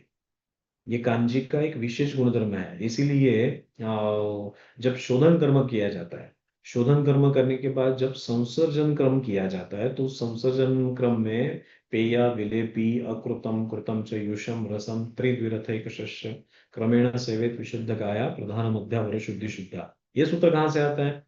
तो आपने क्या किया, आपको डिसबायोसिस मालूम है, डिसबायोसिस मालूम है, ये सब नो गट माइक्रोबायोटा। कितने लोगों को पता है कि गट माइक्रोबायोटा बहुत पावरफुल चीज है आज की तारीख में। ये सब no doctors please let me know, gut microbiota ये पावरफुल चीज है या नहीं है। अब जब गट माइक्रोबायोटा पावरफुल है और डिसबायोसिस हो जाता है, यानी एबनॉर्मल बैक्टीरिया वहां पे रहने लगते हैं, तो आयुर्वेद के हिसाब से क्या कौन सा कर्म करना चाहिए। जब एबनॉर्मल बैक्टीरिया वहां पे रहने लगे हैं जो आपके लिए फायदेमंद नहीं है, तो कौन सी चिकित्सा करनी चाहिए। शोधन। शोधन में क्या करोगे, आभ्यंतर स्नेह, स्नेहपान से जो गट माइक्रोबायोटा है, वो जो बैक्टीरियाज है वो बढ़ेंगे या कम हो जाएंगे अभ्यंतर स्नेहपान से। अभ्यंतर स्नेहपान से गट माइक्रोबायोटा क्या होंगे।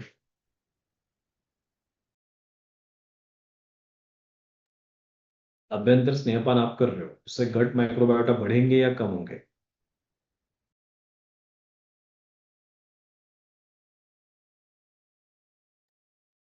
Come on answer this question. कम हो जाएंगे, गट माइक्रोबायोटा कम हुआ क्योंकि ऑयल है ना, ऑयल बैक्टीरिया के लिए अच्छा नहीं होता है। बैक्टीरिया के लिए फाइबर अच्छा रहता है, बैक्टीरिया के लिए ऑयल अच्छा नहीं रहता।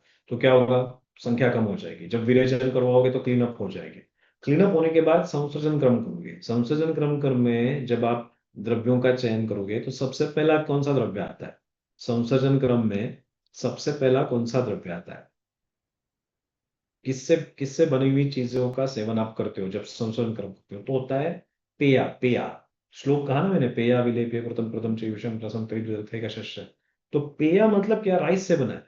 आपको बताऊं कि राइस से ही अच्छे बैक्टीरिया आपके पेट में जन्मने जन्मने वाले हैं। तो इसलिए हमने क्या किया, जैसे ही शोधन हुआ हमने संशोधन क्रम राइस से चालू किया, और राइस से ही आपके गट में अच्छे बैक्टीरिया निर्माण होना शुरू हो जाएगा। तो पहले आपने क्या किया, एकदम प्योर कार्बोहाइड्रेट पेया दिया, उसके बाद विलेय पी, यानी कार्बोहाइड्रेट प्लस फाइबर।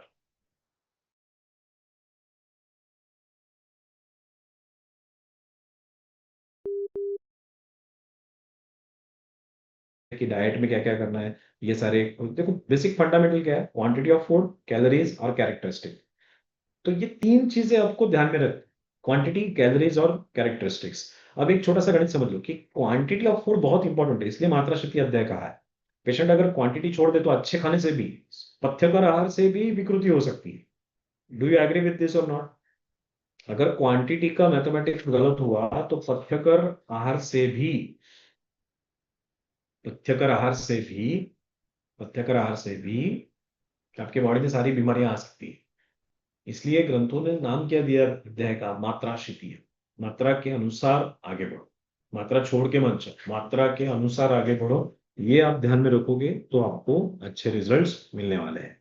कैलोरीज का मैथमेटिक्स हमें कैलोरीज को रिवर्स कर रहा है। अब how many of you have, तैयार कैसे हुआ, जब जब मेरे लीवर ने डिनाई कर दिया कि एडिशनल एनर्जी को मैं स्टोर नहीं कर पाऊंगा, तब तब इंसुलिन रेजिस्टेंस शुरू हुआ। तो how many of you are convince कि sir calorie restriction is going to play a great role in the reversal journey of PCOD. Have you convinced, are you convinced. तो मेरे सारे जादुई द्रव्य एक जगह पे और डाइट एक जगह पे, isn't it? तो डाइट अच्छा किया तो द्रव्यों की जरूरत नहीं, डाइट नहीं किया तो द्रव्य देते भी हुए भी फेल्योर आने के चांसेस मैक्सिमम है। तो यहाँ पे डाइट का एक बहुत अभूतपूर्व साधारण महत्व है, क्योंकि लीवर जब जब रेजिस्ट करने लगता है, देखो लीवर में एनर्जी पहले ग्लाइकोजन के फॉर्म में स्टोर की जाती है, फिर फैट के फॉर्म में स्टोर की जाती है। तो हमें करना क्या है, हमें सबसे पहले प्रिंसिपली ध्यान में रखना है कि लीवर को क्लीन अप रखना है। तो लीवर को क्लीन कैसे रखोगे, जैसे मैंने कल भी कहा था, शायद कल परसों, आई डोंट नो कब कहा था, कि लीवर कंटिन्यूअसली एनर्जी देते रहेगा। That is the job of liver. ये बहुत इंपॉर्टेंट टास्क है लिवर का कि लिवर ने कंटिन्यूअसली एनर्जी देते रहना है। This is the reason why, आपको पता है वो जो प्रेगनेंसी के फर्स्ट ट्राइमेस्टर में वॉमिटिंग होते हैं वो क्यों होते हैं, किसकी वजह से होते हैं? Can you tell me? Pregnancy के फर्स्ट फर्स्ट ट्राइमेस्टर में जो उल्टियां होती है वो किसकी वजह से होती है?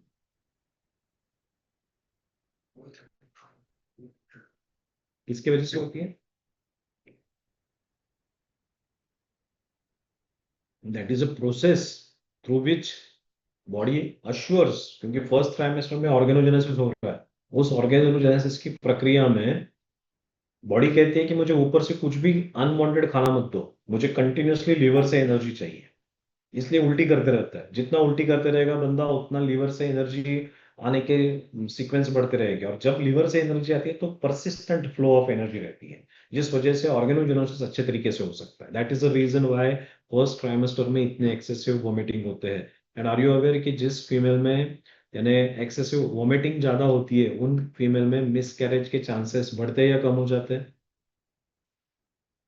दोज फीमेल्स हु हैव हाँ, तो उनमें मिस कैरेज के चांसेस सिग्निफिकेंट ड्रॉप हो जाते हैं। दिस इज, अब ये सारे सिद्धांत समझने होंगे हमें और फिर आगे बढ़ना है, राइट? तो डाइट का एक बहुत इंपॉर्टेंट रोल है जिसको हमने टच करने की कोशिश की। कैरेक्टरिस्टिक ऑफ फूड में ये तो आपको प्रिंसिपल फंडामेंटल तो पता है कि carb, protein, fat, water, vitamin and minerals, ये सारी चीजें हमें चाहिए हमारे डाइट में, राइट? प्रोटीन हमें क्यों चाहिए? स्वाभाविक है कि प्रोटीन कहाँ से मिलने वाला है, प्रोटीन के सिवा तो मैथमेटिक्स बैठता नहीं। आपकी पेशेंट का डाइट अगर कंप्लीटली डिस्टर्ब है तो आपको जरा देखना होगा कि ये सचमुच प्रोटीन खाते या नहीं खाते। बहुत से फीमेल्स में ये कंजम्पशन बहुत कम होता है जिसकी वजह से इंसुलिन रेजिस्टेंस बढ़ते रहता है। तो ये अश्योर करना कि पेशेंट सफिशिएंट अमाउंट में प्रोटीन खा रहा है। कार्बोहाइड्रेट का इंटेक कंट्रोल करना है, जितना हो सके उतना। पेशेंट को जैसे राइस है, राइस के वैरायटीज है, तो राइस में पॉलिश्ड राइस, उसके बाद पॉलिश्ड राइस और parboiled rice, which rice you will prefer? Polished rice और parboiled rice, which rice will prefer? You will go for parboiled rice. Parboiled rice versus brown rice, black rice. You will go for a black rice or brown rice. Protein in what form good? Plant source of protein is much more better. आप ध्यान में रखना, plant source of protein बहुत अच्छा है।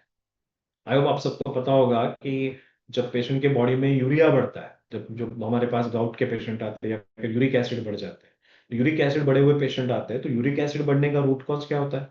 It's a animal based. ये बात ध्यान में, प्रोटीन से यूरिक एसिड नहीं बढ़ता है। सो आपको बॉडी को अगर प्रोटेक्ट करना है तो it's always good to go for a plant based protein. Is it true कि प्लांट बेस्ड बेहतर ऑप्शन है compare to animal based protein? क्योंकि एनिमल बेस्ड प्रोटीन से is going to add urine uric acid in your body. Is it clear? My vegetarian patient have a high uric acid. Uric acid बढ़ने के दो दो sequence है, ध्यान में रख। यूरिक एसिड बढ़ने के दो कारण है। एक तो आपने प्लांट सॉरी एनिमल मीट यानी मीट ज्यादा खाया तो आपका यूरिक एसिड बढ़ेगा। दूसरा, के बॉडी में ऑक्सीडेटिव स्ट्रेस ज्यादा है, डायबिटीज है, ओबेसिटी है, स्ट्रेस है, हाइपरटेंशन है, हाइपोथायराइड है, इंसोम्निया है। इन सारी चीजों की वजह से आप ठीक से समझना, यूरिक एसिड यूरिक एसिड क्या बिलीव करोगे कि आपके ब्लड का जो एंटीऑक्सीडेंट कैपेसिटी है, एंटीऑक्सीडेंट कैपेसिटी होगी ना आपके ब्लड की, उसमें से 50 to 60% एंटीऑक्सीडेंट कैपेसिटी आपके ब्लड को यूरिक एसिड देता है। Are you aware about it? Are you aware कि आपके पेशेंट के आपके बॉडी में यूरिक एसिड क्या काम करता है? तो यूरिक एसिड एंटीऑक्सीडेंट कैपेसिटी देता है। अब बताओ मुझे कि बॉडी में अगर ऑक्सीडेटिव स्ट्रेस बढ़ गया तो बॉडी यूरिक एसिड बढ़ाएगी या नहीं बढ़ाएगी?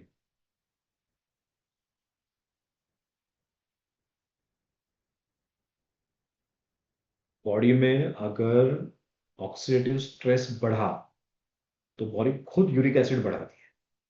तो आप यूरिक एसिड के पीछे भागोगे या ऑक्सीडेटिव स्ट्रेस पहले कम? और ऑक्सीडेटिव स्ट्रेस कम करना मतलब डाइट मॉडिफाई करो, वेट लॉस करो, स्लीप को नॉर्मलाइज करो, शोधन करवा लो।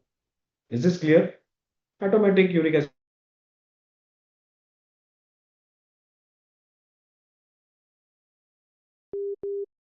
क्षमता थी और आ गए 20 ग्लूकोज। मेरे माइटोकॉन्ड्रिया के पास 10 ग्लूकोज को प्रोसेस करने की ताकत थी और आ गए 20 ग्लूकोज के मोलेक्यूल। अब मेरा माइटोकॉन्ड्रिया इस केमिकल रिएक्शन में गड़बड़ करने के चांसेस बढ़ेंगे या कम होंगे?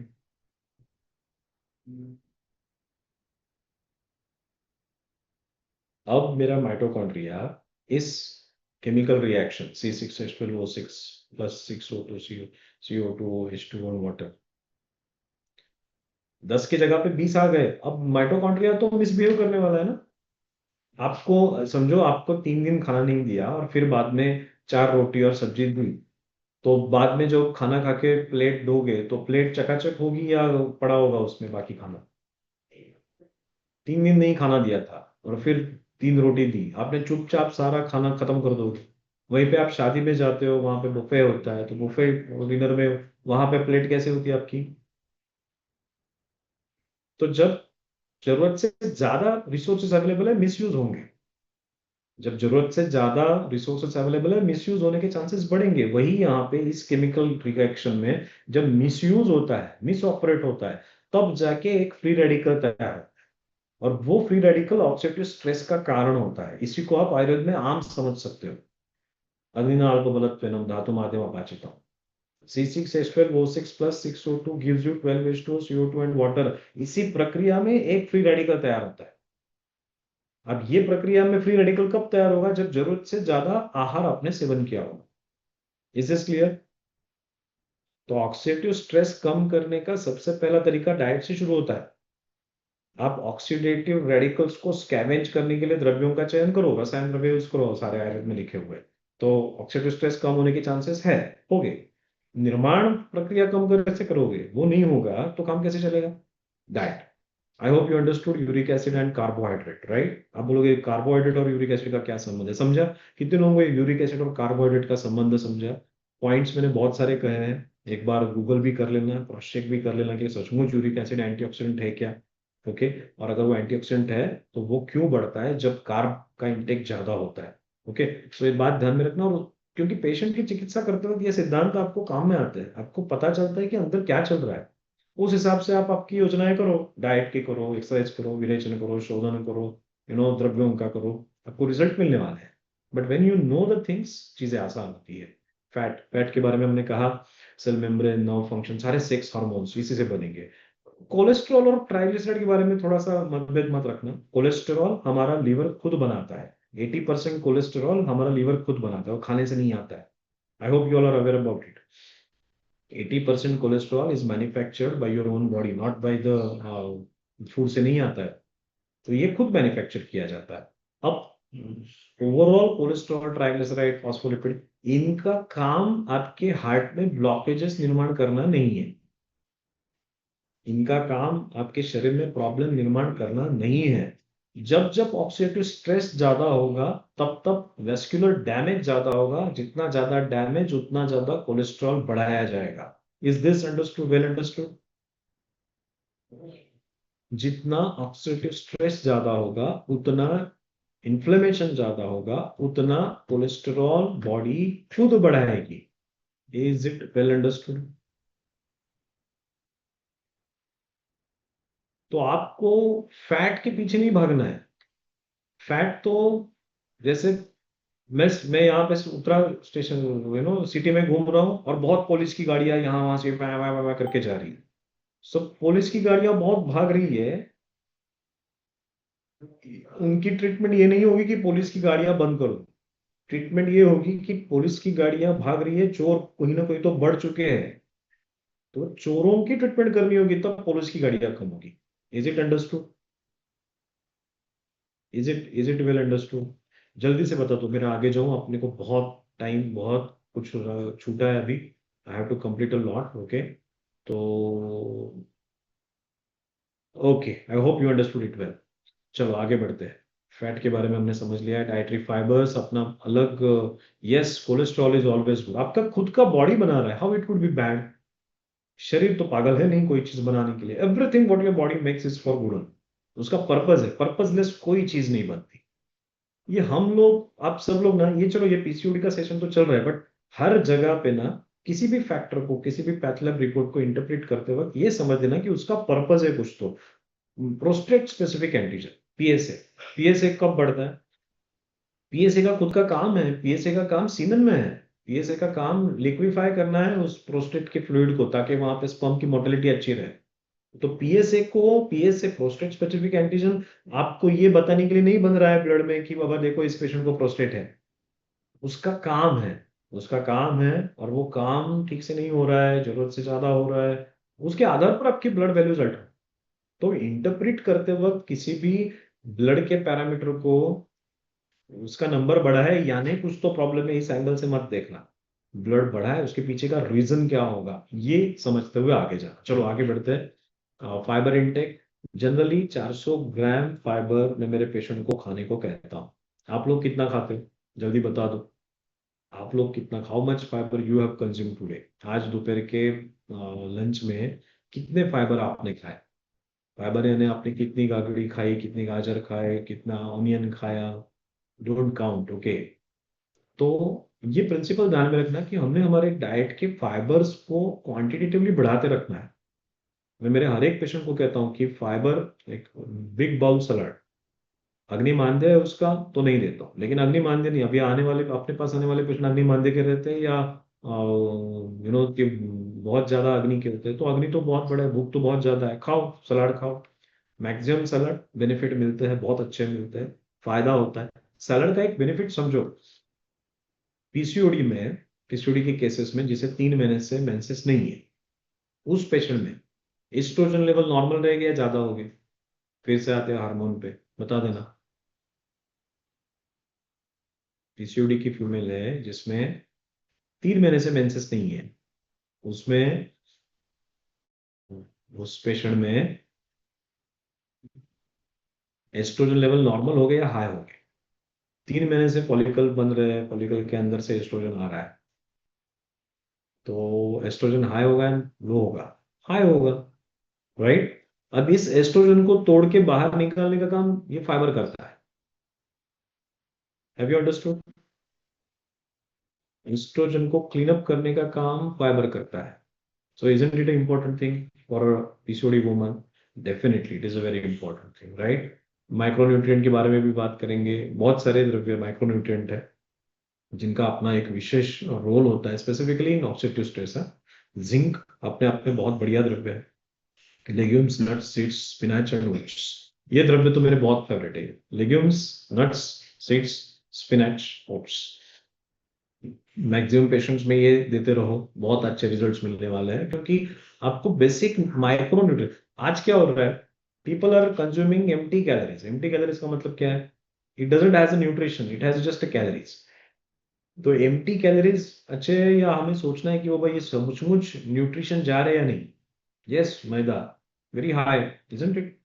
अब वो मैगी खा रहा है, नॉर्थ में जो मैं देखता हूँ लोग मैगी खाते हैं, और बाबा डर लगने लगता है, इतने बड़ी मात्रा में आप काप खा रहे हो। और पूरा वो कितने रुपए का आता है, वो जैसे 50-60 रुपए का वो एक डिश आता है, पूरा खा लेते हैं। तो पूरे भारत में होता है, not about only north, but ये जब आप इतनी बड़ी क्वांटिटी में कैलोरी कंज्यूम कर रहे हो, that that is empty calorie, it's not giving you micronutrients. You need to think about it. Vitamin D, sunlight exposure, sunlight के बारे में हमने बात की। आप सबको पता होगा कि कोलेस्टेरॉल से विटामिन डी बनता है। Are you aware about this? From cholesterol vitamin D is manufactured. वो आपको सनलाइट में नहीं बनता, सनलाइट में ही बनता है, बट सनलाइट में कोलेस्टेरॉल डी में कन्वर्ट होता है। तो ये बात ध्यान में रखना कि हमें विटामिन डी देना नहीं है बाहर से, सनलाइट एक्सपोजर आवश्यक है, right. Magnesium, cook beans, nuts, flax seeds, pumpkin, yes, cholecalciferol, 7D hydroxy cholecalciferol. तो ये बेसिकली कोलेस्ट्रॉल से बनता है। आयुर्वेद में देखो ना क्या लिखा है, डी का संबंध मिनरलाइजेशन ऑफ बोन्स के साथ है, राइट। और आयुर्वेद में अस्थि की उत्पत्ति किससे होती है? आयुर्वेद में अस्थि धातु की उत्पत्ति किससे होती है? अस्थि धातु की उत्पत्ति किससे होती है? यस, मेदसोह अस्थि, राइट। मेदसोह अस्थि, cholesterol, vitamin D, mineralization of bones. चलो आगे बढ़ते हैं। Magnesium, cook beans, nuts, flax seeds, pumpkin seeds, बहुत बढ़िया द्रव्य है, सारे यूज करो। Selenium, whole grain, whole grain के पीछे लो, green peas, beans, dairy products कुछ हद तक लो। Chromium, broccoli, potatoes, whole grain, sea foods, meat. Sea foods में होता है, लेकिन हम क्या जस्ट पे फोकस करेंगे, हम ज्यादा ग्रीन्स पे ही फोकस करेंगे, ओके। बहुत अच्छा है। You can use magnesium as a supplement form, अच्छा काम करता है। बहुत सारे फैक्टर्स बेनिफिट देगा आपको, रिलैक्सेशन में, स्लीप में, इंसोमिया में, स्ट्रेस में बहुत अच्छे रिजल्ट्स देता है। बी ट्वेल्व बनाता कौन है? Are you aware? B twelve हमारे बॉडी में ही बनता है।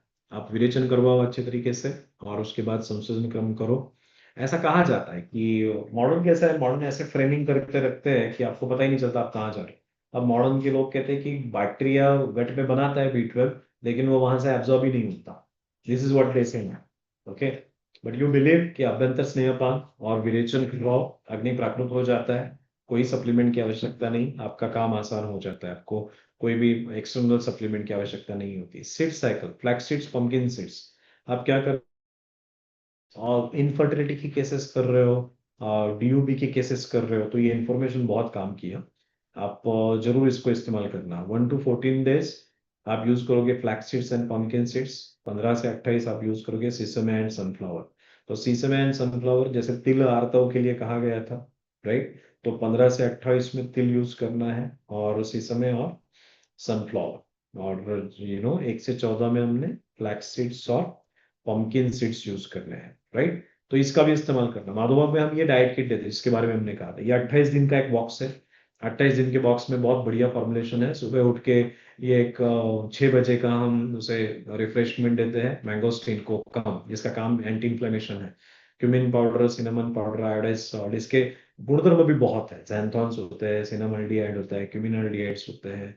उसके साथ साथ ये स्टीविया है, इसमें गट लिवर हार्मोन एक्सेस को सेट करता है। सुबह उठ के लेना है। बाद में एक्सरसाइज करके फिर स्नान करके फिर आप ब्रेकफास्ट करोगे। ब्रेकफास्ट के जो प्रोडक्ट है 30 ग्राम के, 8:30 बजे लेना है। जैसे ये horse gram brown rice, horse gram black gram, और वीट ब्रान एडिशनल है, जिसका बेनिफिट हमें मिलता है गट क्लीन करने के लिए, एस्ट्रोजन लोड कम करने के लिए। हॉर्स ग्राम के बारे में हमने देखा, कुलत्था के अपने गुणधर्म है। तो ये सारे गुणधर्म है, इस पे मैं ज्यादा नहीं बात करूंगा, क्योंकि हम इसके बारे में ऑलरेडी डिस्कस कर चुके हैं। लेकिन ये हमारे प्रोडक्ट्स है जो बहुत अच्छे रिजल्ट्स देते हैं।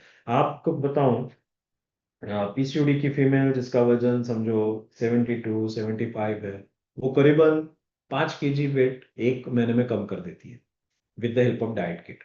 क्योंकि कैसा होता है, जनरली डाइट करना आसान है या मुश्किल है? प्लीज बताओ मुझे। एक किसी पेशेंट को डाइट करना या आसान होता है या मुश्किल होता है? For a patient it's really difficult.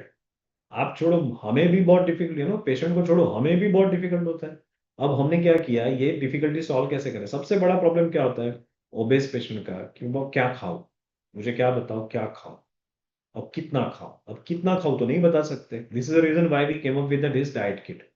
ये जो डाइट किट है ना हमारा, ये ऐसा पूरा बॉक्स होता है, और इस बॉक्स में 28 बॉक्स एक एक दिन के होते हैं। और हर एक दिन के बॉक्स में सुबह के चाय से लेके सुबह के ब्रेकफास्ट, दोपहर का खाने के लिए, हर एक चीज के लिए रॉ जो है वो काउंटेड है, राइट? जैसे सुबह 6 बजे आपको हमने बॉक्स पे लिखा था कि सुबह 6 बजे आपने ये लेना है, सी दिस अर्ली मॉर्निंग 6 है। तो उसने ये कंज्यूम कर लिया। अब सुबह से ही अपना उसके शरीर पे कंट्रोल आ जाता है, इन्फ्लेमेशन कंट्रोल में आने लगता है, ताकि वो डिसीज रिवर्स होने में मदद मिले। देन ब्रेकफास्ट, जैसे ये सारे ब्रेकफास्ट आइटम्स है, देखो ब्रेकफास्ट कितने बढ़िया है। ये कि horse gram, green gram, black gram, fenugreek, quinoa, brown rice, ये बेनिफिट देते हैं आपको, पेशेंट को। तो हमारे पेशेंट में जो रिकवरी के, फास्ट रिकवरी का कारण है, दिस इज द किट। फिर हम उसे ये और एक finger millet, asafoetida, cumin, black pepper, then ये ग्रीन ग्राम, ये क्या है, ये फिंगर मिलेट का है breakfast. Then we have one more sorghum millet pancake, right? तो ये सारे द्रव्य अलग अलग हैं जो हम यूज करते हैं, बर्नयार्ड मिलेट पॉरेज मिक्स। तो ये सारे द्रव्यों के वजह से, इस सारे फॉर्मुलेशन में एक कॉमन चीज आपने देखी होगी इन सारे फॉर्मूलाज में, कार्बोहाइड्रेट कम है और प्रोटीन ज्यादा है। Have you observe this? इस सारे फॉर्मूलाज में आप देखोगे, एक तो वैरायटी ऑफ ग्रेन्स यूज किया है, कार्ब कम, प्रोटीन ज्यादा, फाइबर एडेड, ब्रान ऐड किया हुआ है। फायदा कैसे होता है? आपने एक तो क्वांटिटी कंट्रोल कर ली, कितने ग्राम का है? 30 ग्राम का है। 30 ग्राम का है तो आपको बॉडी में सिर्फ 120 कैलोरी जाएंगे। तो 120 कैलोरी की आपने क्वांटिटी कंट्रोल कर ली है। अंदर जो डाल रहे हो उसमें कार्ब कम है, प्रोटीन अच्छे है, फाइबर अच्छे है। रिकवरी होगी या नहीं होगी? अब ये बताना कर सकते हो। आप हमारी टीम से बात करो, हमारी टीम आपको गाइड करेगी कैसे आप ये सारी चीजें आपकी क्लिनिक में यूज कर सकते हो। पेशेंट को यही टेंशन होता है कि क्या खा सकते हो। यस, ये उसके दिमाग में वही चलते रहता है। और जैसे एक बात समझो, जो पेशेंट स्ट्रेस में है ना, वो बेचारा खाने से सटाइटी अचीव कर, खाने से हैप्पीनेस अचीव करता है। जब जब फॉरगेट अबाउट पेशेंट, मैं खुद भी जब स्ट्रेस में रहता हूँ तो जरूरत से ज्यादा खाना खा लेता हूँ, और आई गेट एंगेज और I get satisfaction with the food, तो मैं फूड से सेटिस्फाई हो रहा हूँ। So I keep on providing me अलग अलग फूड। तो ये पेशेंट के लिए तो चैलेंज ही है ना, हमारे लिए तो उनके लिए क्यों नहीं होगा। But when they get this type of solution, उनको लगता है चलो ठीक है, खाना ही है ना, ये खाना है ना, जाओ उसके पास जाओ, बॉक्स खोलो उसमें से ले लो। तो और वो भी दिन में 4-5 बार उसको कुछ ना कुछ हम दे रहे हैं, तो उसको मिल रहा है खाने को, क्वांटिटी कंट्रोल है, कैरेक्टरिस्टिक्स कंट्रोल।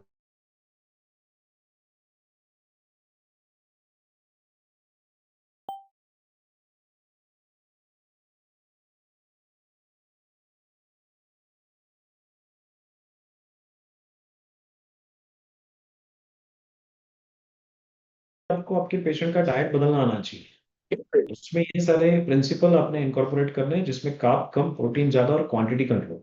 ये तीन प्रिंसिपल अगर आप ब्रेकफास्ट में इनकॉर्पोरेट करते हो, आपको बहुत अच्छे रिजल्ट्स आपके पेशेंट में मिलने वाले हैं। और दूसरा, ये सारे वैरायटीज का इस्तेमाल, इमर व्हीट यूज होना चाहिए, हॉर्स ग्राम यूज होना चाहिए, व्हाइट व्हीट ब्रांड यूज होना चाहिए, सोयाबीन यूज होना चाहिए, मिलेट्स यूज होने चाहिए, जो आज नहीं होते। वो होने लगे तो उनकी, आपके पेशेंट की सेहत अच्छी होने लगेगी, बहुत इंप्रूव होने लगेगी। देन आटा मिक्स, आटा मिक्स भी देते हैं।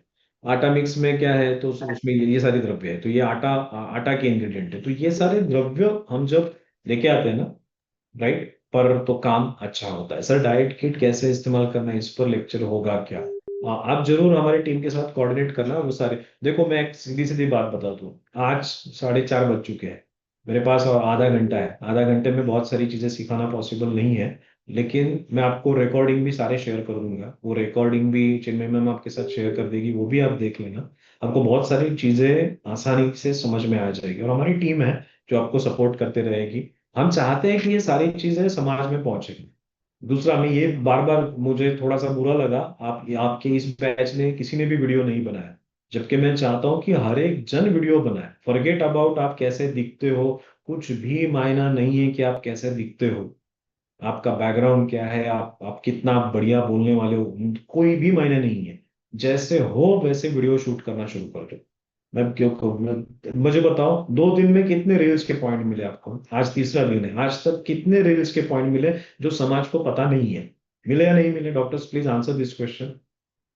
कितने रील्स बना सकते थे आप?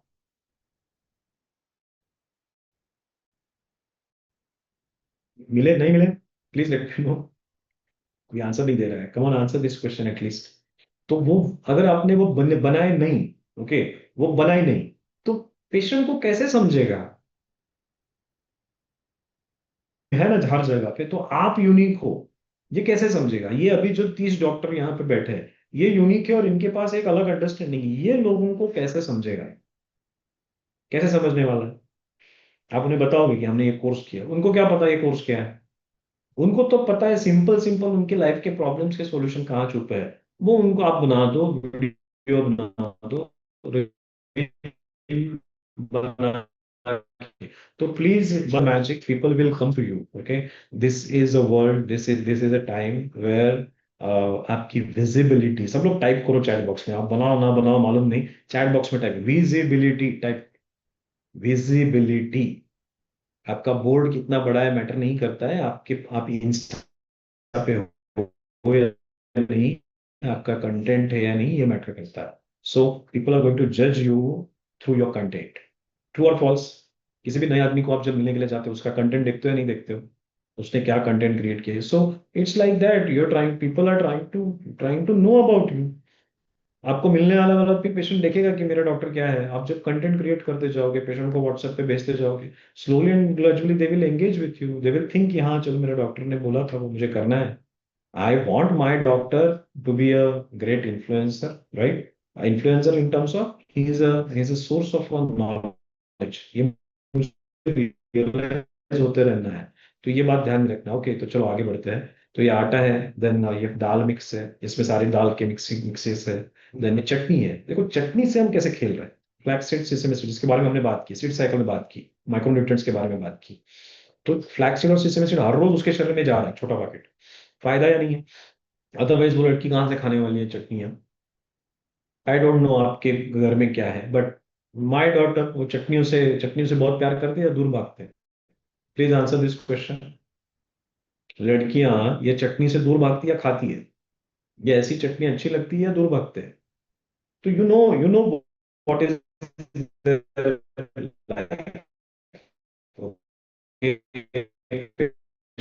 की लाइफ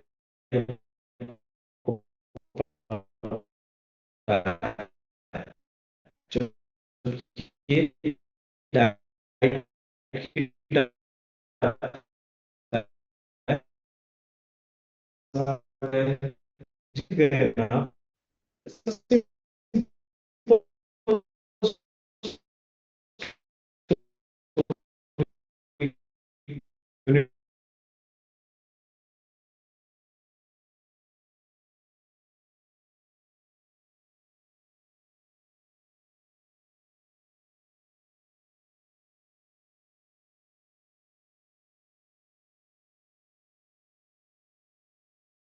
कम होगा, राइट?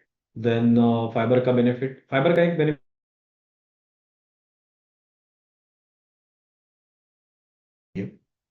फाइबर बहुत ज्यादा मदद करता है, इसलिए फाइबर का इस्तेमाल करो।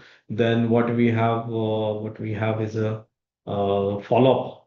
ये एक बहुत मजेदार बात है, आप सब लोग ध्यान में रखें। मेरे पेशेंट को मैं कहता हूँ कि मेरे मोबाइल में पेशेंट्स हैं, तो मैं आपको दिखा भी दूं कि क्या होता है जब आप पेशेंट का फॉलो अप लेते हो। आई डोंट नो कि आप कितना स्ट्रांग फॉलो अप लेते हो, तो मैं चाहूंगा कि आप सब लोग स्ट्रांग फॉलो अप लो पेशेंट का। पेशेंट के फोटोज मेरे मोबाइल में आते हैं कि बाबा सर देखो मैं ये डाइट कर रहा हूँ। मैं उनको ट्रेंड लगा देता हूँ कि हर एक वीक तो सुबह दोपहर शाम का खाने का फोटो मेरे पास आना चाहिए। और अगर वो एक वीक करता है ना, तो समझ लो कि वो उसकी नैया पार।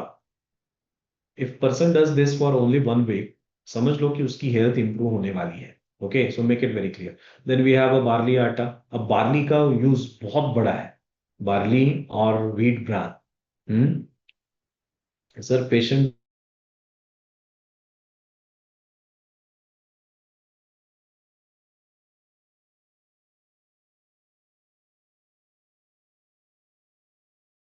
से शुरू करते करते जब तक आप एक बात समझना, ठीक है? आज जो आप हो, कल जो आप थे, उसी के ऊपर आपकी आज की पहचान बनी है। ट्रू और फॉल्स? कल जो आप थे उसके आधार पे आपकी आज की पहचान बनी है।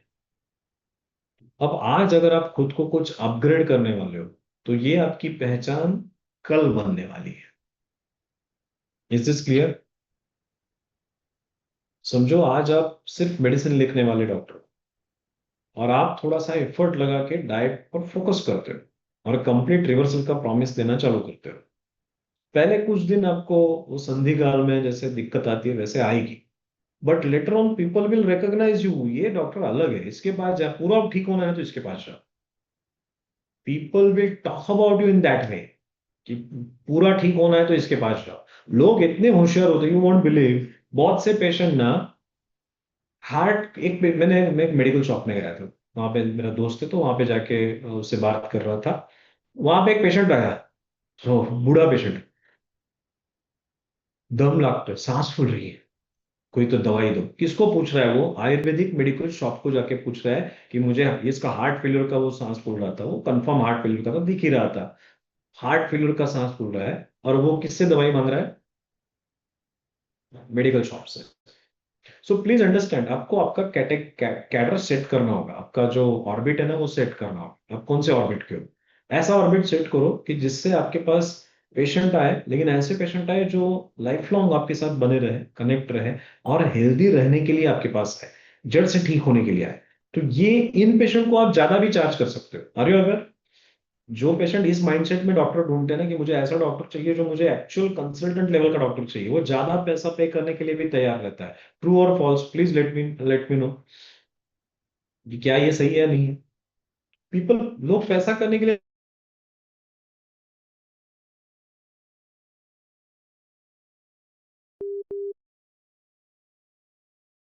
प्रोडक्ट हमारा ये जाता है, इसमें barley wheat bran, fenugreek seeds और सिनामोन सबसे बेहतर प्रोडक्ट है।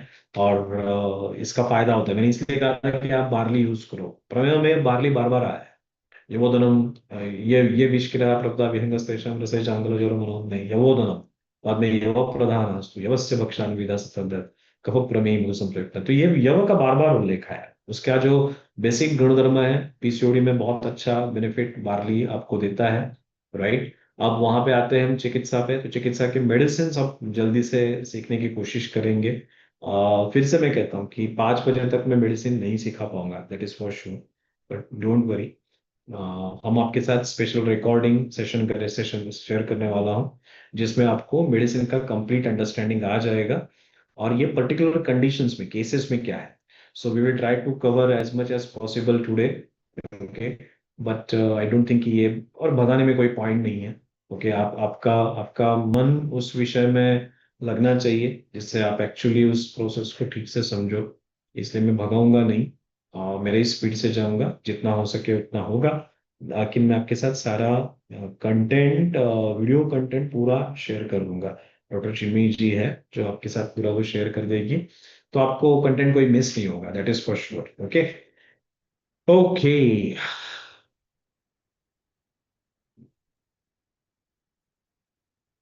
राकेश जी, बिल्कुल, अगर आपको कोई ट्रीटमेंट है तो we have a team of doctors, okay, जो आपको मदद करेगी, बिल्कुल मदद करेगी। And that's what we believe in the support system for doctors. जैसे हमारे पीसीओडी के सेशन से वैसे डायबिटीज के हैं, हार्ट डिसीज के हैं, तो वहां पे हर जगह पे डॉक्टर्स पेशेंट ट्रीट करते हैं और हमारे पास सपोर्ट सिस्टम है, डॉक्टर्स है जो उनको सपोर्ट करते रहते हैं। तो ये सपोर्ट सिस्टम डेफिनेटली हमारे साथ है। चलो आगे बढ़ते हैं। गतिस्त्वम त्वमेका भवानी। तो इस आप सब जानते हो कि स्त्री से ही तीनों देवताओं की उत्पत्ति इस तरह से हमारे ग्रंथों में कहा गया है। और आज अगर आप आज देखते हो तो मार्केट में बहुत सारे द्रव्य हैं, इतने सारे द्रव्य हैं, यूज करते हो ना आप, ये सारे द्रव्य है। तो आप सर बिल्कुल बात कर सकते हो, कोई दिक्कत नहीं। मैं इवनिंग के टाइम में फ्री रहता हूँ करीबन 7:30 8 बजे के बाद, तो आप मुझे कॉल कर सकते हो। कोई दिक्कत नहीं, आई एम देयर। ओके। तो बेसिकली ये सारे द्रव्य मार्केट में है, जैसे रजत प्रवर्तनी है, कुमारियासव है, शुकारिष्ट है, शतपुष्प है, कृष्ण तिल है, कांचनार गुगुल है, मेदोहर गुगुल है, त्रिफला गुगुल है, गुड़मार है। ये सारे द्रव्य आप यूज कर सकते हो, राइट। लेकिन जो हम यूज करते हैं उसका प्रिसाइज मैं आपको गाइडेंस दूंगा। ये कुछ केसेस हैं, इनके ट्रीटमेंट्स भी मैंने लिखे हैं, राइट। ट्रीटमेंट प्लान ये आपके साथ शेयर किया जाएगा, ये अभी नहीं एक्सप्लेन करता हूँ मैं, आपने कैसे आगे बढ़ना है। लेकिन ये आप बिल्कुल देख लेना।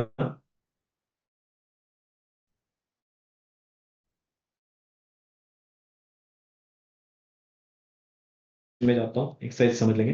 5 प्रकार के व्यायाम होने चाहिए। यस, वो भी दूंगा, वो वीडियोस में सब है। अगले जो कंटेंट है, जो जो हमने छूटा है, वो सब आपको मिलेगा। Don't worry, everything you will get. वो आप जरूर देख लेना, आपको सारी चीजें उससे क्लियर हो जाएगी। Exercise, aerobic, stretching, balancing, respiratory, weight training, 5 प्रकार के व्यायाम करने हैं पेशेंट को, ये कहना है। अब जो यंग लड़की है जिसे बहुत ज्यादा एक्सेसिव एक्ने है, वेट गेन हो चुका है, उससे एरोबिक के लिए फोर्स करनी। एरोबिक में स्वेटिंग होना चाहिए, ब्रीथलेसनेस आना चाहिए, टैकीकार्डिया होना चाहिए और बीपी बढ़ना चाहिए। ये 4 चीजें हुई तो उसने ठीक से एक्सरसाइज किया। तो पेशेंट को ये फोर्स करके कहना कि इंटेंसिटी के एक्सरसाइजेस आप करें, राइट। बड़ा साहब जी, मेरा आप कंटेंट देख लेना। कंटेंट देखने के बाद जो पिछले जो हमारे सेशन थे उसका जो थर्ड डे है, वो थर्ड डे में बहुत सारा मेडिसिन और सारी चीजें कवर की गई है। तो आप वो थर्ड डे देख लेना, आपको ये सारी चीजें बहुत अच्छी तरीके से क्लियर हो जाएगी। तो वो होने के बाद भी अगर क्वेश्चन है तो जरूर आए देयर, डोंट वरी। सो आगे बढ़ते हैं। स्वेटिंग, ब्रेथलेसनेस, टैकीकार्डिया, तो हार्ट रेट बढ़ने वाले ये व्यायाम, जैसा मैंने कहा, आपके सीबेशियस सिक्रीशंस को इंप्रूव करते हैं। सीबेशियस सिक्रीशन जितना होगा और उसके बाद तो स्वेदन जितना अच्छा होगा, उतना एक्ने के चांसेस कम होने वाले हैं। Even hair fall. आपको और एक बात बताता हूँ, एक्सरसाइज करने के बाद जैसे एक्सरसाइज करना चालू कर देते हैं तो पेशेंट आपका फर्स्ट फेज में कहेगा कि हेयर फॉल बढ़ा। हैव यू ऑब्जर्व इट कि जब एक्सरसाइज शुरू करने के लिए जाएगा पेशेंट तो इनिशियल फेज में हेयर फॉल बढ़ेगा। Are you aware about it? लेकिन जैसे आप कंसिस्टेंटली ये चीजों को करते जाते हो, हेयर फॉल ऑटोमेटिकली रिवर्स होता है। तो पीसीओडी के फीमेल्स में जो आप चेंजेस देखोगे ना, ये काम करते हैं या नीचे के? Answer this question. When your joint moves, muscle group ऊपर का काम करता है या नीचे का काम करता है? Which group of muscles work more when the joint moves? नीचे वाला या ऊपर वाला? उसके ऊपर का। अब मुझे बताओ कि रिस्ट के ऊपर कौन है? रिस्ट के ऊपर कौन है? फोरा। एल्बो के ऊपर कौन है? आर्म।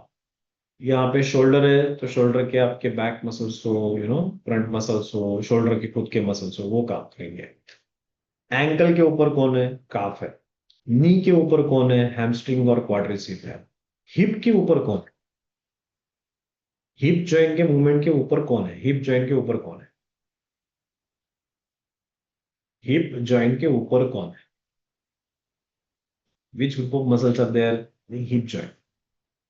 हिप जॉइंट मूव करना है तो, हिप जॉइंट अगर मूव कर रहा है मुझे, पैर को हाई नीज करना है, नी को ऊपर उठाना है, तो कौन से मसल ज्यादा काम करेंगे? आप ध्यान में रखना ना कि यहाँ पे मैं एक इंपॉर्टेंट मैसेज आपको दे रहा हूँ। जनरली जब पेशेंट वॉक करता है ना, तो सिर्फ एंकल और नी को इस्तेमाल करता है। वॉक, ड्यूरिंग वॉक एंकल और नी मेजरली यूज होते हैं, ट्रू और फॉल्स? लेकिन हिप इस्तेमाल बहुत कम होता है। तो अगर आप वेट लॉस चाहते हो तो अपने, या फिर पीसीओडी का रिवर्सल चाहते हो तो आपने हिप जॉइंट पे फोकस करना है। इसलिए हाई नीज, डायबिटीज हो और सीएडी के पेशेंट्स हो, हाई नीज बहुत इंपॉर्टेंट है। हाई नीज मतलब घुटना चेस्ट तक लेके आ। दिस एक्सरसाइज में, या फिर बोट पोज, जो बोट पोज करते हैं ना, दोनों पैर दोनों हाथ ऊपर, that boat pose, that high knees, that plays a very important role. तो आपके पेशेंट में ये आपने बताते रहेंगे, isn't it? जब ये बताते रहोगे, उन्हें समझाते रहोगे, तब जाके उनके एक्चुअल प्रॉब्लम या पैथोफिजियोलॉजी से पेशेंट रिवर्स होने वाला है। उसके साथ साथ बैलेंसिंग एक्सरसाइजेस, मन शांत करने के लिए, न्यूरोमस्कुलर कोऑर्डिनेशन इंप्रूव करने के लिए बहुत इंपॉर्टेंट है। सनलाइट बहुत इंपॉर्टेंट है। अभी मैं आज ही एक पेशेंट से मिला था, depression, excessive depression, right? Depression के लिए सबसे अच्छा कौन है? डिप्रेशन के लिए अच्छा है आरोग्यम भास्करम इच्छेद। डिप्रेशन के लिए सबसे अच्छा कौन है? सनलाइट, आरोग्यम भास्करम इच्छेद। आप सबको पता होगा कि सूर्य से, हमारे धर्मशास्त्र या फिर आयुर्वेद में भी सूर्य से आरोग्य की प्राप्ति की अपेक्षा की जाती है। अकाल मृत्युहरणम, सर्व व्याधि विनाशनम, सूर्य पादोदकम तीर्थम जठरे धारयाम्यहम, इस तरह से सूत्र है। नेचुरली मिले, नेचुरली आप गट माइक्रोबायोटा का ख्याल रखें। आप गट माइक्रोबायोटा को अच्छा रखो, आपको ऑटोमेटिकली बी12 मिल जाएगा। गट माइक्रोबायोटा को अच्छा रखो, आपको नेचुरली बी12 मिल जाएगा। आपको बनाने की जरूरत नहीं है। आपको बनाने की, आप मुझे बताओ, हाथी में कौन बनाता है बी12? हाथी कौन से गाय का दूध पीता है या फिर नॉनवेज खाता है? तो उसकी बॉडी में कहाँ से बी12 है? उसे तो इंटेलिजेंट एनिमल कहा जाता है। तो उसकी बॉडी में बी12 कहाँ से बनता है? Okay, you are asking about D. Vitamin D, vitamin D के लिए मशरूम से आपको मिल सकते हैं। आप मशरूम से विटामिन डी एक्वायर कर सकते हो, अगर आप प्लांट बेस्ड चाहते हो तो। राइट, एनिमल बेस्ड में भी विटामिन डी होता है, that is for sure, but mushroom से आपको नेचुरली मिलेगा। और अदरवाइज सनलाइट सबसे अच्छा ऑप्शन है, सनलाइट। आप किसी पेशेंट को पंचतिक पंचतिक घृत दो, और घृत, देखो बात समझो कि अक्सर ना सनलाइट के बारे में ये कहा जाता है कि दोपहर का लाइट बहुत इंपॉर्टेंट है। अब दोपहर का लाइट, कौन सा इंडियन जाके दोपहर को 12 बजे एक्सरसाइज करते बैठेगा? So you need not to go for a afternoon walk to get the vitamin D. Even in a morning sunlight, the sufficient amount of vitamin D can be synthesized. आप Google बाद में कर लेना कि एक दिन में आधा घंटा में सनलाइट में बैठो तो कितना यूनिट विटामिन डी बनता है, और बाद में ये देख लेना कि आप कितना यूनिट पेशेंट को इंजेक्टेबल देते हो जब उसके बॉडी में विटामिन डी डेफिशिएंसी होती है। Is it clear? तो ये बात समझ लेना कि आपको ये विटामिन डी का सप्लीमेंट लेने की आवश्यकता नहीं है। सुबह उठ के आप मॉर्निंग वॉक करो, आपके टाइम में सनलाइट थोड़ा सा एक्सपोजर बहुत हुआ, उसमें भी सफिशिएंट विटामिन डी आपकी बॉडी में बन जाएगा। और हफ्ते में एक दिन अगर पॉसिबल हो तो थोड़ा सा ज्यादा सनलाइट एक्सपोजर ले लेना। सो ऑन संडे अगर आप घूमने के लिए जाते हो और घूमते घूमते आपका सनलाइट एक्सपोजर अच्छा हो जाता है, तो आपकी बॉडी में पर्याप्त मात्रा में डी बन जाता है, कोई बाहर से आवश्यकता नहीं है। पंचतिक्त घृत लेकर अगर ये करोगे तो ज्यादा बेनिफिट होगा। तो पंचतिक्त घृत खाने से पहले समान मात्रा में लेना है, उससे आपको बेनिफिट हो। कमिंग बैक टू ये हमारा आसन। तो ये आसन बैलेंसिंग एक्सरसाइजेस है, इसको आपने करना है, बहुत बेनिफिशियल होता है मन को शांत करने के लिए। जैसे मैंने ये कहा था, ये बोट पोजीशन है, नौकासन है। अगर विटामिन डी बहुत कम मात्रा में शरीर में है तो हमें क्या करना चाहिए? कितना भी कम हो, मैं एक ही कहूंगा, अभ्यंतर स्नेहपान और सनलाइट एक्सपोजर, नथिंग वे। कोई बाहर से सप्लीमेंट लेने की आवश्यकता नहीं है, कोई बाहर से सप्लीमेंट की आवश्यकता नहीं है। अभ्यंतर पंचक्त घृत और सनलाइट एक्सपोजर। सनलाइट एक्सपोजर, आप में से कितने लोगों ने सनलाइट एक्सपोजर खुद लिया है? किसी बीमार कंडीशन में सनलाइट एक्सपोजर को ट्रीटमेंट करके तौर पे आपने कभी यूज किया है कि खुद के लिए? अभी थोड़ा सा, अभी तो थोड़ा बारिश का समय है, लेकिन जब जब धूप आती है ना, तो एक आधा 15-20 मिनट, आधा घंटा धूप में बैठ के देखना और see what all changes happens in your body. Are you getting? श्वेत्र ठीक है, श्वेत्र तो देखो वो तो एक हम पिगमेंटेशन के लिए कह रहे हैं, बट आतप सेवन का एक्चुअल बेनिफिट हमारे इंटरनल मेटाबॉलिक हेल्थ के लिए है, राइट? तो वो बेनिफिट आपको पाना है, तो सबसे पहले खुद करना चालू कर देना। कि कभी इंटेंशनली ये सब दिमाग में चलते रहना चाहिए, isn't it? ये सब दिमाग में चलते रहना चाहिए। Sir, can you discuss about early Minar chase? ये तो आउटपुट है ना। अर्ली मिनार चेज के पीछे का जो पैथोफिजियोलॉजी है वो तो हार्मोनल कंटामिनेशन है, जो कुछ मिल्क प्रोडक्ट्स हम कंज्यूम कर रहे हैं, isn't it? Those are coming up with the rich supplements of hormones, तो हमारे बॉडी में वो चेंजेस आ रहे हैं। सो अर्ली मिनार्स तो स्वाभाविक पैथोलॉजी हुई। अब यहाँ पे हमारे हाथ में नहीं है कि मिनार्स आ चुका, अब क्या करो? अब उसका एजुकेशन करो। So what is there in your hand then is to educate the kids, and that's the reason I requested you all to visit the schools and teach those girls। वो छोटी छोटी लड़कियों को देखो, आप जब उन लोगों को अर्ली कैच करोगे ना, आपकी लाइफ, पूरे लाइफ भर में आपको पेशेंट की कमी नहीं होगी। ये आपका इन्वेस्टमेंट आपको बहुत रिटर्न देगा अगर आप सिंसियरली 1-2 साल यहाँ पे काम करते हो। बच्चों को स्कूल में जाके एजुकेट करना हेल्थ के लिए, इससे बड़ा कोई इम्पैक्टफुल फैक्टर नहीं होता है। So please do that. मीनार चार्ली मीनार है तो हम उसके लिए सॉल्यूशन नहीं, बट अभ्यंतर स्नेहपान आप करीबन 10 से 20 ml घी दोपहर को खाने से पहले और रात को खाने से पहले इस तरह से दे सकते हो, जिससे आपको अच्छा बेनिफिट होते हुए दिखेगा, राइट? चलो आगे बढ़ते हैं। योगा पोजेस आपने करने हैं, स्ट्रेचिंग करना है, जिससे स्ट्रेचिंग की वजह से भी आपकी बॉडी में बहुत सारे पॉजिटिव बदलाव आते हैं। ब्लड प्रेशर कम होता है, स्ट्रेस लेवल्स ड्रॉप होते हैं। डीप ब्रीदिंग, अनुलोम विलोम, चंद्रानुलोमा, लेफ्ट नॉस्ट्रिल से ब्रीदिंग करते रहना, राइट? डीप ब्रीदिंग और ब्रीद होल्डिंग भी। जो जो व्यक्ति बहुत ज्यादा स्ट्रेस में है वो ब्रीद होल्डिंग की एक्सरसाइज करते जाए। ब्रीद होल्डिंग की एक्सरसाइज जब आप करते हो तो ऑटोमेटिकली आपका ब्रेन रिसेट होता है। सो ब्रीद होल्डिंग एक बहुत बहुत इंपॉर्टेंट ये कंसेप्ट है, जिससे आपका ब्रेन रीसेट हो जाता है। ब्रीथ होल्डिंग अगर आप 60 सेकंड करते हो, 80 सेकंड करते हो, आपको पता चलेगा कि ऑटोमेटिक मेरे दिमाग के जो निगेटिव थॉट प्रोसेस है या फिर थॉट साइकिल्स है वो सारे शट डाउन हो जाते हैं। तो वो शट डाउन करना, डीप ब्रीदिंग आवश्यक है उसके लिए, अनुलोम विलोम करते जाओ। फीमेल में ये आवश्यक है। बाद में ये हिप जॉइंट, आपको पता है कि ये पेल्विक, क्या बोलते हैं, पेल्विक फ्लोर। ये जो पेल्विक फ्लोर है, ऊपर आपका डायफ्राम है, नीचे पेल्विक फ्लोर है।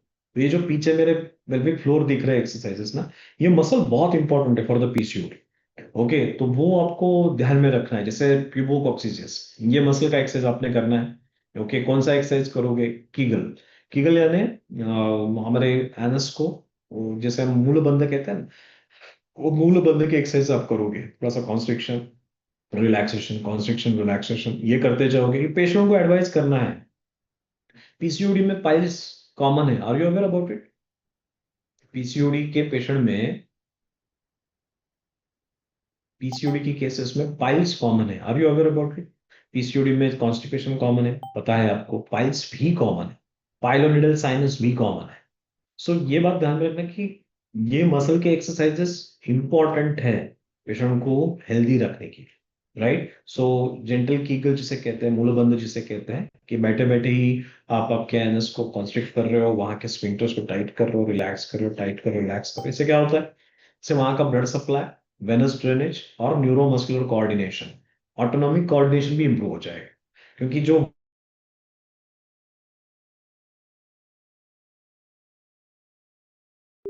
कमर को ऊपर उठाना, इससे भी आपको फायदा मिलेगा, राइट। कॉक्सिजियस मसल, पेल्विक टिल्ट आप कर सकते हो, देन बल्बो स्पॉन्जियोसस, क्विक फ्लेक्स, जैसे हम एनस को हमने मसल्स का वहां पे एक प्रकार से वॉलंटरी कॉन्ट्रैक्शन रिलैक्सेशन किया, वैसे वेजाइनल मसल्स का कॉन्ट्रैक्शन रिलैक्सेशन, इससे भी आपको एक पेल्विक फ्लोर के अच्छे एक्सरसाइजेस होते हैं। बटरफ्लाई पोज इश्यू कवर्नेसेस के लिए, और ये सारी जब आप करोगे तो आपकी पेशेंट के शरीर में बहुत सारे पॉजिटिव, ये पेल्विक फ्लोर है ना, बहुत इंपॉर्टेंट है, उसको रिस्पेक्ट देना। पेल्विक फ्लोर जिसका अच्छा है, शुक्रार्थ व शक्रमत्र गर्भ निष्क्रमण किया, तो ये जो अपान का जो क्षेत्र है ना, वो क्षेत्र ठीक रखना है तो पेल्विक फ्लोर, इरेक्टाइल डिस्फंक्शन में pelvic floor, infertility pelvic floor, PCOD pelvic floor, piles PCO pelvic floor, ये सारे जो नीचे के कर्म है उनको नॉर्मलाइज रखने के लिए कौन से मसल, पेल्विक फ्लोर के मसल को, ये जितने मैंने अभी कहे वो एक्सरसाइज अगर आप करते हो आपको बहुत अच्छे रिजल्ट्स मिलेंगे। पंचकर्म के बारे में हमने बात कर ली है, राइट, तो हम पंचकर्म पे ज्यादा टाइम नहीं स्पेंड करेंगे। इंसुलिन रेजिस्टेंस के लिए जैसे हमारे पास द्रव्य है, ओके, हमने डाइट किट देख लिया, उसके साथ साथ ये द्रव्य है, जैसे माधोबाग में ये कैप्सूल, ये सारे द्रव्य हम पेशेंट को देते हैं, राइट। बहुत सारे द्रव्य मार्केट में है, उसमें से आप आपको अभी तक जितना हमने सिखाया है उससे कुछ आपके भी प्रिंसिपल्स बन चुके हैं। हम आपके साथ अभी क्या क्या शेयर करेंगे, आज मैं थोड़ा ज्यादा नहीं खींच सकता, क्योंकि वो कंप्लीट तो होगा नहीं तो भगाने में भी कोई पॉइंट नहीं है। So I I will probably stop over here, लेकिन मैं आपको ये इसी इसके आगे का वीडियो में आपके साथ शेयर करूँ, right. So I request you all to go through that video, वो शांति से वो 2 घंटे का वीडियो है, तो वो 2 घंटे का वीडियो है, वो बाद में शांति से देख लेना, क्योंकि उसमें आपको मेडिसिनल अंडरस्टैंडिंग और प्रैक्टिकल बहुत सारे टिप्स मिलने वाले हैं और अच्छे मिलेंगे, राइट। तो वो सारा अलग होगा, इसलिए मैं यहाँ पे ये इसे भगाने वाला नहीं हूँ।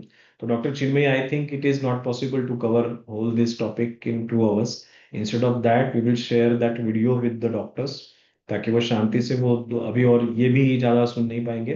तो अभी फिलहाल हम रुकेंगे, right, and we will share the content with you, you go through it, आपके केसेस शेयर। अभी इसके आगे का जो डिस्कशन है ना, वो हम केस बेस्ड करेंगे, और केस बेस्ड डिस्कशन आपके लिए डॉक्टर अदिति करके है, जो आपको percent portion of PCOD, right doctor Chinmay?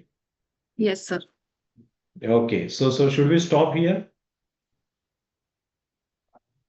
Yes, sir. I think we should because it's already 2 hours और बहुत कुछ और दो बाकी है। I घंटे think बाद, और 2 घंटे हाँ का बहुत, कंटेंट यस यस बाकी है। Yes yes, this is the third day PPT, तो ये थर्ड डे की पीपीटी कंप्लीट नहीं है, तो यू गट फ्लोरा बेकार हो गया है। सो गट फ्लोरा अगर खराब है, जैसे मैंने कहा, अभ्यंतर स्नेहपान दो, विरेचन करवाओ और संसर्जन क्रम को, थोड़े से एफर्ट्स लगेंगे, बट लॉन्ग टर्म के लिए पेशेंट की हेल्थ इंप्रूव होगी। B12 देते हो आप तो यूरिन से चला जाता है, तो B12 किसी का डेफिशिएंट है, आपने बाहर से दिया तो जो कुछ दिया तो यूरिन से जाने वाला है, तो वाटर सॉल्युबल है। आपको ये अश्योर करना है कि गट फ्लोरा उसे बनाते रहे। तो गट फ्लोरा, गट ओके कैप्सूल, यस, दवाइयां बहुत सारी है सर, दवाइयां you can definitely use, but आपने जो अभी समझा है पैथोफिजियोलॉजी, उसके आधार पर अगर आपको सचमुच पेशेंट को ठीक करना है, अभ्यंतर स्नेहपान, विरेचन एंड संसर्जन क्रम, that is going to give you the real results, right. So thank you doctors. I will stop over here. As committed, मैं आगे का सेशन आपको थ्रू ग्रुप पे आ जाएगा, वो सारे कंटेंट, वो कंटेंट प्लीज गो थ्रू करना। उसके बाद कोई भी क्वेश्चंस हो तो my team is there to support you, okay. And we expect that this association will take us to the next level, और हम बहुत बढ़िया तरीके से इन मरीजों की ट्रीटमेंट कर पाएंगे। रील्स बनाना भूलना मत, एग्रेसिवली पेशेंट को प्रॉमिस देते रहना कि आपकी बीमारियां ठीक हो जाएगी, और इस तरह से हम आगे बढ़ते जाएंगे। Thank you very much, thank you doctor Rakesh ji, Rajeshri ji, आपका पार्टिसिपेशन बहुत अच्छा था आप सभी का, और जो हम डिस्कस कर रहे थे उससे और भी इंटरेस्टिंग ये सारी चीजें हो रही थी। So that's all from my side, and thanks a lot for your patient listening. Have a great day. Over to doctor Chinmay. Thank you so much, Dr. Gurudatta sir. It's been an extensive 3 days और बाकी है हमारा content deliver करना।